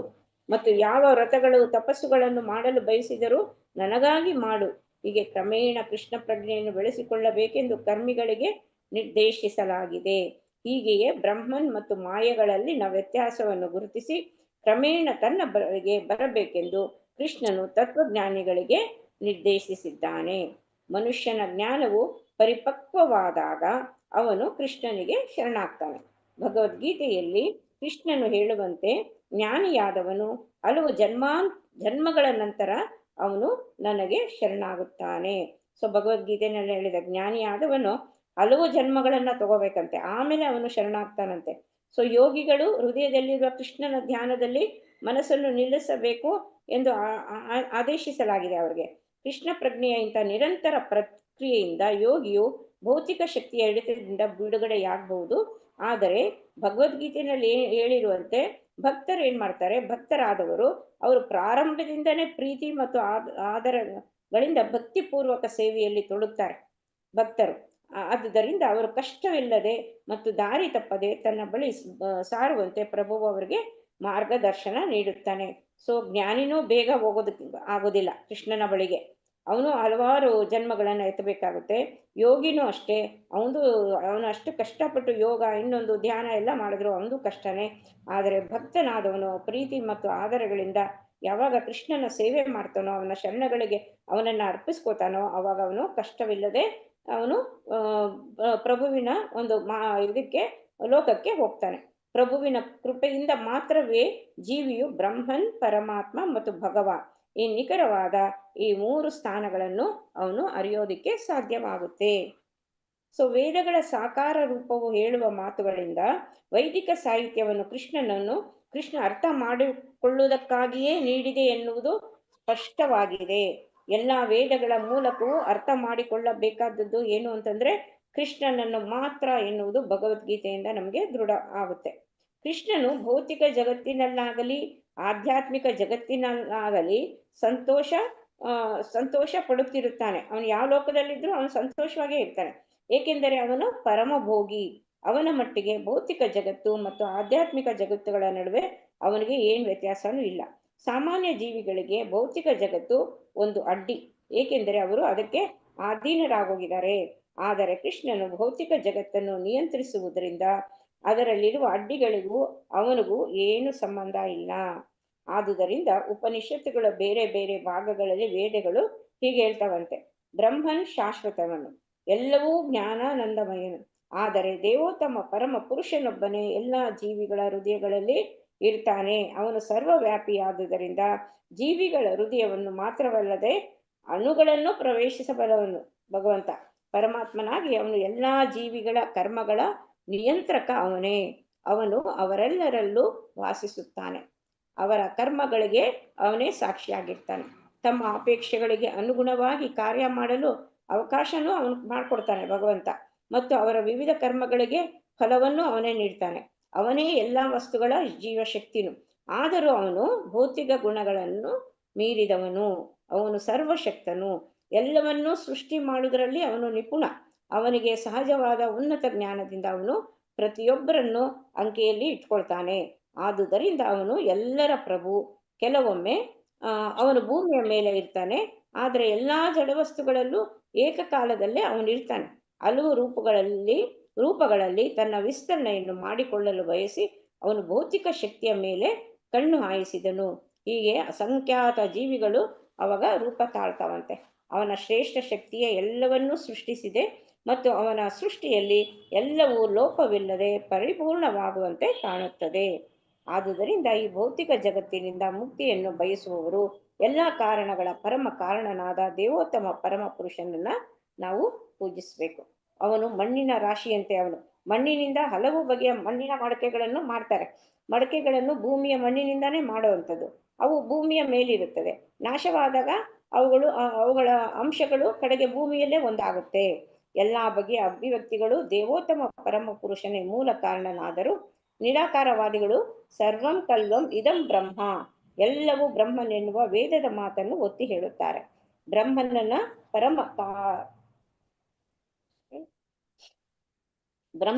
ಪರಮ ಕಾರಣದಿಂದ ಹೊರಸೂಸುವ ಅಭಿವ್ಯಕ್ತಿಗಳ ವೈವಿಧ್ಯವನ್ನು ನಿರಾಕಾರವಾದಿಗಳು ಗಮನಿಸುವುದಿಲ್ಲ. ಎಲ್ಲವೂ ಬ್ರಹ್ಮನಿಂದ ಬರುತ್ತವೆ, ನಾಶವಾದ ನಂತರ ಬ್ರಹ್ಮನಲ್ಲೇ ಒಂದಾಗುತ್ತದೆ. ಇವೆರಡರ ನಡುವಿನ ಹಂತವು ಬ್ರಹ್ಮನೇ ಎನ್ನುವುದಷ್ಟನ್ನೇ ಅವರು ಪರಿಗಣಿಸುತ್ತಾರೆ. ತನ್ನ ಅಭಿವ್ಯಕ್ತಿಯ ಮೊದಲು ಬ್ರಹ್ಮಾಂಡವು ಬ್ರಹ್ಮನ್, ಸೃಷ್ಟಿಯ ನಂತರವೂ ಬ್ರಹ್ಮನ್ ಮತ್ತು ನಾಶವಾದ ನಂತರವೂ ಅದು ಬ್ರಹ್ಮನನ್ನು ಸೇರುತ್ತದೆ ಎಂದು ಮಾಯಾವಾದಿಗಳು ನಂಬಿದ್ದರೂ ಬ್ರಹ್ಮನ್ ಎಂದರೇನು ಎಂದು ಅವರಿಗೆ ಗೊತ್ತಿಲ್ಲ. ಈ ವಾಸ್ತವಾಂಶವನ್ನು ಬ್ರಹ್ಮ ಸಂಹಿತೆಯಲ್ಲಿ ಸ್ಪಷ್ಟವಾಗಿ ವರ್ಣಿಸಿದೆ. ಜೀವಿಗಳು, ಆಕಾಶ, ಕಾಲ ಇವುಗಳೊಡನೆ ಅಗ್ನಿ, ಪೃಥ್ವಿ, ಗಗನ, ನೀರು ಮತ್ತು ಮನಸ್ಸುಗಳಂತ ಭೌತಿಕಾಂಶಗಳೇನಿದೆ ಅವೆಲ್ಲ ಸೇರಿ ಸಮಗ್ರ ಬ್ರಹ್ಮಾಂಡವಾಗಿದೆ. ಇದಕ್ಕೆ ಭೂರ್ಭುಹ ಸ್ವಹ ಎಂದು ಹೆಸರು. ಇದನ್ನು ಗೋವಿಂದನು ಅಭಿವ್ಯಕ್ತಿಗೊಳಿಸುತ್ತಾನೆ. ಇದು ಗೋವಿಂದನ ಶಕ್ತಿಯಿಂದ ಅಭಿವೃದ್ಧಿ ಹೊಂದುತ್ತದೆ ಮತ್ತು ನಾಶವಾದ ನಂತರ ಗೋವಿಂದನನ್ನು ಪ್ರವೇಶಿಸಿ ಅಲ್ಲಿ ಉಳಿಯುತ್ತದೆ. ಆದುದರಿಂದ ಬ್ರಹ್ಮನು ಮೂಲ ಪುರುಷನು, ಎಲ್ಲಾ ಕಾರಣಗಳಿಗೂ ಕಾರಣ ಆದ ಗೋವಿಂದನನ್ನು ನಾನು ಪೂಜಿಸುತ್ತೇನೆ ಎಂದು ಬ್ರಹ್ಮ ಸಂಹಿತೆಯಲ್ಲಿ ಅವನು ಹೇಳ್ತಾನೆ. ಬ್ರಹ್ಮನ್ ಎನ್ನುವ ಪದವು ಸರ್ವಶ್ರೇಷ್ಠನನ್ನು ಮತ್ತು ಎಲ್ಲವನ್ನು ಪಾಲಿಸುವವನನ್ನು ಸೂಚಿಸುತ್ತದೆ. ನಿರಾಕಾರವಾದಿಗಳು ಆಕಾಶದ ಶ್ರೇಷ್ಠತೆಯಿಂದ ಆಕರ್ಷಿತರಾಗಿದ್ದಾರೆ, ಆದರೆ ಅವರ ಅಲ್ಪ ಜ್ಞಾನದಿಂದ ಕೃಷ್ಣನಿಂದ ಆಕರ್ಷಿತರಾಗುವುದಿಲ್ಲ. ಅವರು ವಾಸ್ತವಿಕ ಜೀವನದಲ್ಲಿ ಒಬ್ಬ ವ್ಯಕ್ತಿಯ ಹಿರಿಮೆಯು ನಮ್ಮನ್ನು ಆಕರ್ಷಿಸುತ್ತದೆ, ಒಂದು ಪರ್ವತದ ಹಿರಿಮೆಯಲ್ಲ. ವಾಸ್ತವವಾಗಿ ಬ್ರಹ್ಮನ್ ಎನ್ನುವ ಶಬ್ದವನ್ನು ಕೃಷ್ಣನಿಗೆ ಮಾತ್ರ ಅನ್ವಯಿಸಬಹುದು. ಆದುದರಿಂದ ಕೃಷ್ಣನೇ ಪರಬ್ರಹ್ಮನು, ಎಲ್ಲದರ ಪರಮ ಆಶ್ರಯ ಎಂದು ಅರ್ಜುನನು ಭಗವದ್ಗೀತೆಯಲ್ಲಿ ಒಪ್ಪಿದ್ದಾನೆ. ಅವನ ಮಿತಿ ಇಲ್ಲದ ಜ್ಞಾನ, ಮಿತಿ ಇಲ್ಲದ ಶಕ್ತಿಗಳು, ಮಿತಿ ಇಲ್ಲದ ಸಾಮರ್ಥ್ಯ, ಮಿತಿ ಇಲ್ಲದ ಪ್ರಭಾವ, ಮಿತಿ ಇಲ್ಲದ ಸೌಂದರ್ಯ ಮತ್ತು ಮಿತಿ ಇಲ್ಲದ ವಿರಕ್ತಿ, ಇವುಗಳಿಂದ ಕೃಷ್ಣನು ಅವನು ಪರಬ್ರಹ್ಮ. ಆದುದರಿಂದ ಬ್ರಹ್ಮನ್ ಶಬ್ದವನ್ನು ಕೃಷ್ಣನಿಗೆ ಮಾತ್ರ ಅನ್ವಯಿಸಬಹುದು. ನಿರಾಕಾರ ಬ್ರಹ್ಮನ್ ಕೃಷ್ಣನ ದಿವ್ಯ ದೇಹದಿಂದ ಹೊರಸೂಸುವ ಪ್ರಭೆಯಾದ್ದರಿಂದ ನಿರಾಕಾರ ಬ್ರಹ್ಮನ್ ಕೃಷ್ಣನ ಒಂದು ದಿವ್ಯ ದೇಹದಿಂದ ಹೊರಸೂಸುವ ಪ್ರಭೆ. ಆದುದರಿಂದ ಕೃಷ್ಣನೇ ಪರಬ್ರಹ್ಮನು ಎಂದು ಅರ್ಜುನನು ಹೇಳುತ್ತಾನೆ. ಬ್ರಹ್ಮನೇ ಎಲ್ಲಕ್ಕೂ ಆಧಾರ, ಆದರೆ ಬ್ರಹ್ಮನಿಗೂ ಕೃಷ್ಣನು ಆಧಾರ. ಭೌತಿಕ ಅಂಶಗಳ ಕೃಷ್ಣನ ಕೆಳಮಟ್ಟದ ಶಕ್ತಿಗಳು ಎಂದು ಪರಿಗಣಿಸಲಾಗಿದೆ, ಏಕೆಂದರೆ ಅವುಗಳ ಪರಸ್ಪರ ಪ್ರತಿಕ್ರಿಯೆಯಿಂದ ಬ್ರಹ್ಮಾಂಡವು ಆಗುತ್ತದೆ, ಕೃಷ್ಣನನ್ನು ಅವಲಂಬಿಸುತ್ತದೆ ಮತ್ತು ಪ್ರಳಯದ ನಂತರ ಕೃಷ್ಣನ ಸೂಕ್ಷ್ಮ ಶಕ್ತಿಯಾಗಿ ಅವನ ದೇಹವನ್ನ ಪ್ರವೇಶಿಸುತ್ತದೆ. ಆದುದರಿಂದ ಕೃಷ್ಣನು ಅಭಿವ್ಯಕ್ತಿ ಮತ್ತು ಲಯ ಎರಡಕ್ಕೂ ಅವನೇ ಕಾರಣ ಆಗುತ್ತಾನೆ. ಸರ್ವಂ ಕಿಲ್ವಂ ಇದಂ ಬ್ರಹ್ಮ ಎಂದರೆ ಎಲ್ಲವೂ ಕೃಷ್ಣ ಎಂದರ್ಥ. ಮಹಾಭಾಗವತರ ದರ್ಶನವೂ ಇದೆ. ಅವರು ಎಲ್ಲವನ್ನೂ ಕೃಷ್ಣನಿಗೆ ಸಂಬಂಧಿಸಿದಂತೆ ಕಾಣ್ತಾರೆ. ನಿರಾಕಾರವಾದಿಗಳು ಕೃಷ್ಣನು ತನ್ನನ್ನು ಬಹುರೂಪಗಳನ್ನಾಗಿ ಮಾಡಿಕೊಂಡಿದ್ದಾನೆ, ಆದುದರಿಂದ ಎಲ್ಲವೂ ಕೃಷ್ಣನೇ ಮತ್ತು ಯಾವುದನ್ನು ಪೂಜಿಸಿದರೂ ಕೃಷ್ಣನನ್ನು ಪೂಜಿಸಿದಂತೆಯೇ ಎಂದು ಅವರು ನಿರಾಕಾರವಾದಿಗಳು ವಾದ ಮಾಡೋದು. ಈ ಮಿಥ್ಯಾವಾದಕ್ಕೆ ಕೃಷ್ಣನು ಭಗವದ್ಗೀತೆಯಲ್ಲೇ ಉತ್ತರ ಕೊಟ್ಟಿದ್ದಾನೆ. ಪ್ರತಿಯೊಂದು ಕೃಷ್ಣನ ಶಕ್ತಿಯ ಬೇರೆ ರೂಪವೇ ಆದರೂ ಕೃಷ್ಣನು ಎಲ್ಲೆಡೆಯಲ್ಲಿಯೂ ಇಲ್ಲ. ಏಕಕಾಲದಲ್ಲಿ ಅವನು ಇರುತ್ತಾನೆ ಮತ್ತು ಇರುವುದಿಲ್ಲ. ತನ್ನ ಶಕ್ತಿಯಿಂದಾಗಿ ಅವನು ಎಲ್ಲೆಲ್ಲೂ ಇದ್ದಾನೆ, ಆದರೆ ಶಕ್ತಿವಂತನಾಗಿ ಅವನು ಎಲ್ಲೆಡೆಯೂ ಇಲ್ಲ. ಅವನು ಏಕಕಾಲದಲ್ಲಿ ಇರುವುದು ಮತ್ತು ಇಲ್ಲದಿರುವುದು ಎನ್ನುವುದನ್ನು ನಮ್ಮ ಈಗಿನ ಇಂದ್ರಿಯಗಳು ಕಲ್ಪಿಸಿಕೊಳ್ಳೋದಕ್ಕೆ ಸಾಧ್ಯ ಇಲ್ಲ. ಆದರೆ ಈಶೋಪನಿಷತ್ತಿನ ಪ್ರಾರಂಭದಲ್ಲಿ ಸ್ಪಷ್ಟವಾಗಿ ವಿವರಣೆಯನ್ನು ಕೊಟ್ಟಿದೆ. ಪರಮಪ್ರಭುವು ಎಷ್ಟು ಪೂರ್ಣನೆಂದರೆ ಕೃಷ್ಣನಿಂದ ಅಮಿತವಾದ ಶಕ್ತಿಗಳು ಮತ್ತು ಅವುಗಳ ಇತರ ರೂಪಗಳು ಹೊರಹೊಮ್ಮುತ್ತಿದ್ದರೂ ಕೃಷ್ಣನ ವ್ಯಕ್ತಿತ್ವವು ಬಹು ಅಲ್ಪವಾಗಿಯೇ ಮಾರ್ಪಾಡುವುದಿಲ್ಲ. ಆದುದರಿಂದ ಕೃಷ್ಣನು ಎಲ್ಲಾ ಕಾರಣಗಳ ಕಾರಣನಾದ್ದರಿಂದ ಜಾಣರು ಅವನ ಚರಣ ಕಮಲಗಳನ್ನ ಆಶ್ರಯ ಪಡಿಬೇಕು. ಪ್ರತಿಯೊಬ್ಬರಿಗೂ ತನಗೆ ಶರಣಾಗತರಾಗಬೇಕೆಂದು ಕೃಷ್ಣನು ಉಪದೇಶ ಮಾಡ್ತಾನೆ. ವೇದದ ಉಪದೇಶನೂ ಇದೇನೆ. ಕೃಷ್ಣನು ಎಲ್ಲಾ ಕಾರಣಗಳ ಕಾರಣ ಆದ್ದರಿಂದ ಎಲ್ಲ ಋಷಿಗಳು, ಪ್ರಾಜ್ಞರು ಧಾರ್ಮಿಕ ತತ್ವಗಳನ್ನು ಆಚರಿಸಿ ಅವನನ್ನ ಪೂಜೆ ಮಾಡ್ತಾರೆ. ಧ್ಯಾನವು ಅಗತ್ಯವಾದಾಗ ಮಹಾಪುರುಷರು ಹೃದಯದಲ್ಲಿರುವ ಕೃಷ್ಣನ ದಿವ್ಯ ರೂಪವನ್ನು ಕುರಿತು ಧ್ಯಾನ ಮಾಡ್ತಾರೆ. ಹೀಗೆ ಮಹಾಪುರುಷರ ಮನಸ್ಸುಗಳು ಸದಾ ಕೃಷ್ಣನಲ್ಲಿರ್ತವೆ. ಮನಸ್ಸುಗಳಲ್ಲಿ ಕೃಷ್ಣನಲ್ಲಿ ನೆಟ್ಟ ಮತ್ತು ಆಕರ್ಷಿತರಾದ ಭಕ್ತರು ಸಹಜವಾಗಿ ಕೃಷ್ಣನ ವಿಷಯವನ್ನೇ ಮಾತನಾಡ್ತಾ ಇರ್ತಾರೆ. ಯಾವಾಗಲೂ ಸದಾ ಕೃಷ್ಣನ ವಿಷಯ ಮಾತಾಡ್ತಾರೆ, ಇಲ್ಲ ಕೃಷ್ಣನ ಧ್ಯಾನ ಮಾಡ್ತಾ ಇರ್ತಾರೆ. ಕೃಷ್ಣನ ವಿಷಯ ಮಾತನಾಡುವುದಕ್ಕೆ ಅಥವಾ ಹಾಡುವುದಕ್ಕೆ ಏನಂತ ಕೀರ್ತನ ಅಂತ ಹೆಸರು. ಹರೇ ಕೃಷ್ಣ ಮಾತಾಜಿ. ಅಲ್ಲಿನ ಅಷ್ಟೇನಾ? ನಿಲ್ಲಿಸಿತ್ತು ಮಾತಾಜಿ, ಅಷ್ಟಕ್ಕೆ ನಿಲ್ಲಿಸಿತ್ತು. ಆಯ್ತು. ಹೌದ್ರಾ? ಓಕೆ ಓಕೆ ಓಕೆ, ಆಯ್ತಲ್ಲ. 6 ಗಂಟೆ ಆಗಿದೆ ಅಲ್ವಾ ಮಾತಾಜಿ? ಹರೇ ಕೃಷ್ಣ. ಹರೇ ಕೃಷ್ಣ ಮಾತಾಜಿ, ಧನ್ಯವಾದಗಳು. Thank you Mataji. Thank you. Hare Krishna Mataji, ಧನ್ಯವಾದಗಳು. ಧನ್ಯವಾದಗಳು, ಎಲ್ಲರಿಗೂ ಧನ್ಯವಾದಗಳು. ಹರೇ ಕೃಷ್ಣ. ಹರೇ ಕೃಷ್ಣ ಮಾತಾಜಿ. ಧನ್ಯವಾದಗಳು ಮಾತಾಜಿ. ಧನ್ಯವಾದಗಳು. ಧನ್ಯವಾದಗಳು ಧನ್ಯವಾದಗಳು. ವಾಂಛಾಕಲ್ಪತರುಭ್ಯಶ್ಚ ಕೃಪಾ ಸಿಂಧುಭ್ಯ ಏವ ಚ ಪತಿತಾನಾಂ ಪಾವನೇಭ್ಯೋ ವೈಷ್ಣವೇಭ್ಯೋ ನಮೋ ನಮಃ. ಎಲ್ಲರಿಗೂ ಧನ್ಯವಾದಗಳು. ಜ್ಯೋತಿಶ್ರೀ ಮಾತಾಜಿ. ಹರೇ ಕೃಷ್ಣ ಮಾತಾಜಿ, ಧನ್ಯವಾದಗಳು ಮಾತಾಜಿ. Thank you Mataji. ಧನ್ಯವಾದಗಳು ಮಾತಾಜಿ. ಮಾತ್ರ ಲಿಂಕ್ ಏನಾರ ಇದ್ರೆ ಹಾಕಿ ಮಾತಾಜಿ, ಅಟೆಂಡೆನ್ಸ್ ಲಿಂಕ್ ನನಗೆ ಕೊಡ್ಲಿಲ್ಲ. ನನ್ನ ಹತ್ರ ಯಾವ್ದು ಇಲ್ಲ ಮಾತಾಜಿ, ನನ್ಗೆ ಇದೆಲ್ಲ ಆಪರೇಟ್ ಮಾಡಕ್ಕೆ ಬರಲ್ಲ. ಎಲ್ಲಿರುತ್ತೆ ಹೇಳಿ, ನೋಡ್ತೇನೆ. ಬೇರೆ ನಿಮ್ಮ ಯಾರ ಹತ್ರ ಆದ್ರೂ ಇದೆಯಾ ನಿಮ್ಮ ಹತ್ರ? ಹರೇ ಕೃಷ್ಣ ಡಿವೋಟೀಸ್ ಇಲ್ಲ. ಓಕೆ, ಇವತ್ತಿಲ್ಲ, ಮತ್ತೆ ನಾಳೆನೆ ಅವರು. ಹರೇ ಕೃಷ್ಣ ಮಾತಾಜಿ. ಹರೇ ಕೃಷ್ಣ ಮಾತಾಜಿ, ನನ್ನ ಹತ್ರ ಇದೆ, ಹಾಕ್ತೇನೆ. ವೇಟ್ ಮಾಡ್ತೀರಾ? ನನ್ನ ಹತ್ರ ಇದೆ, 1 ನಿಮಿಷ. ಹರೇ ಕೃಷ್ಣ. 2-3 ಸರಿ ಹಾಕಿದ್ದು. ಹಾಕ್ಬಿಟ್ಟೆ ಹೋಗಿ. ಅಲ್ಲ, ಹಾಕಿದ್ರೆ ನೀವು ರಿಟರ್ನ್ ಹಾಕ್ತೀರಾ ಮಾತಾಜಿ? ಲಕ್ಷ್ಮೀ ಮಾತಾಜಿ ಎಲ್ಲ ಹೊರಟೋಗಿದೆ ಮಾತಾಜಿ, ಚಾಟ್ ಬಾಕ್ಸ್ ಅಲ್ಲಿ ಹಾಕ್ಬಿಡಿ. ನಾನು ಹಾಕ್ತೀನಿ, 1 ನಿಮಿಷ ವೇಟ್ ಮಾಡಿ ಆಯ್ತಾ? ನಾನು ತೆಕ್ಕೊಂಡು ಹಾಕ್ತೀನಿ, 1 ನಿಮಿಷ ವೇಟ್ ಮಾಡಿ ಅಲ್ಲ.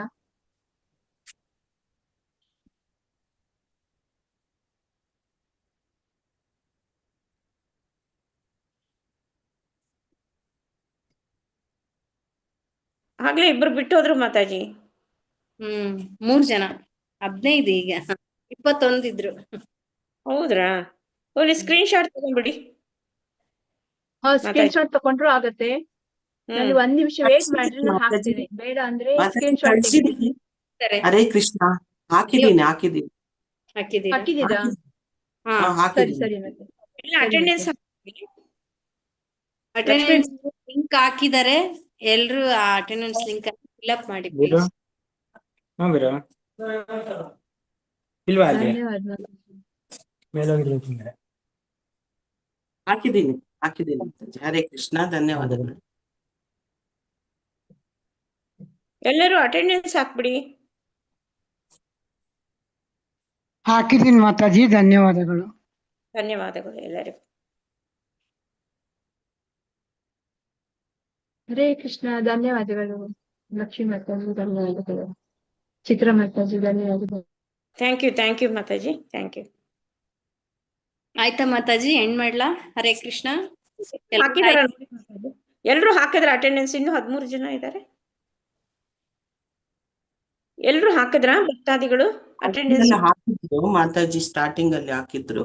ಹಾಕಿರ್ತಾರೆ ಮಾತಾಜಿ. 2-3 ಸರಿ ಹಾಕಿದ್ರು. ಸೊ ಎಲ್ಲರಿಗೂ ಧನ್ಯವಾದಗಳು. ಲಕ್ಷ್ಮೀ ಬಿವಿ, ಜ್ಯೋತಿಶ್ರೀ ಮಾತಾಜಿ, ಎಲ್ಲರಿಗೂ ಧನ್ಯವಾದಗಳು ಮಾತಾಜಿ. ಹರೇ ಕೃಷ್ಣ, ಎಲ್ರಿಗೂ ವಂದನೆಗಳು. ಹರೇ ಮಾತಾಜಿ ಕ್ಲಾಸ್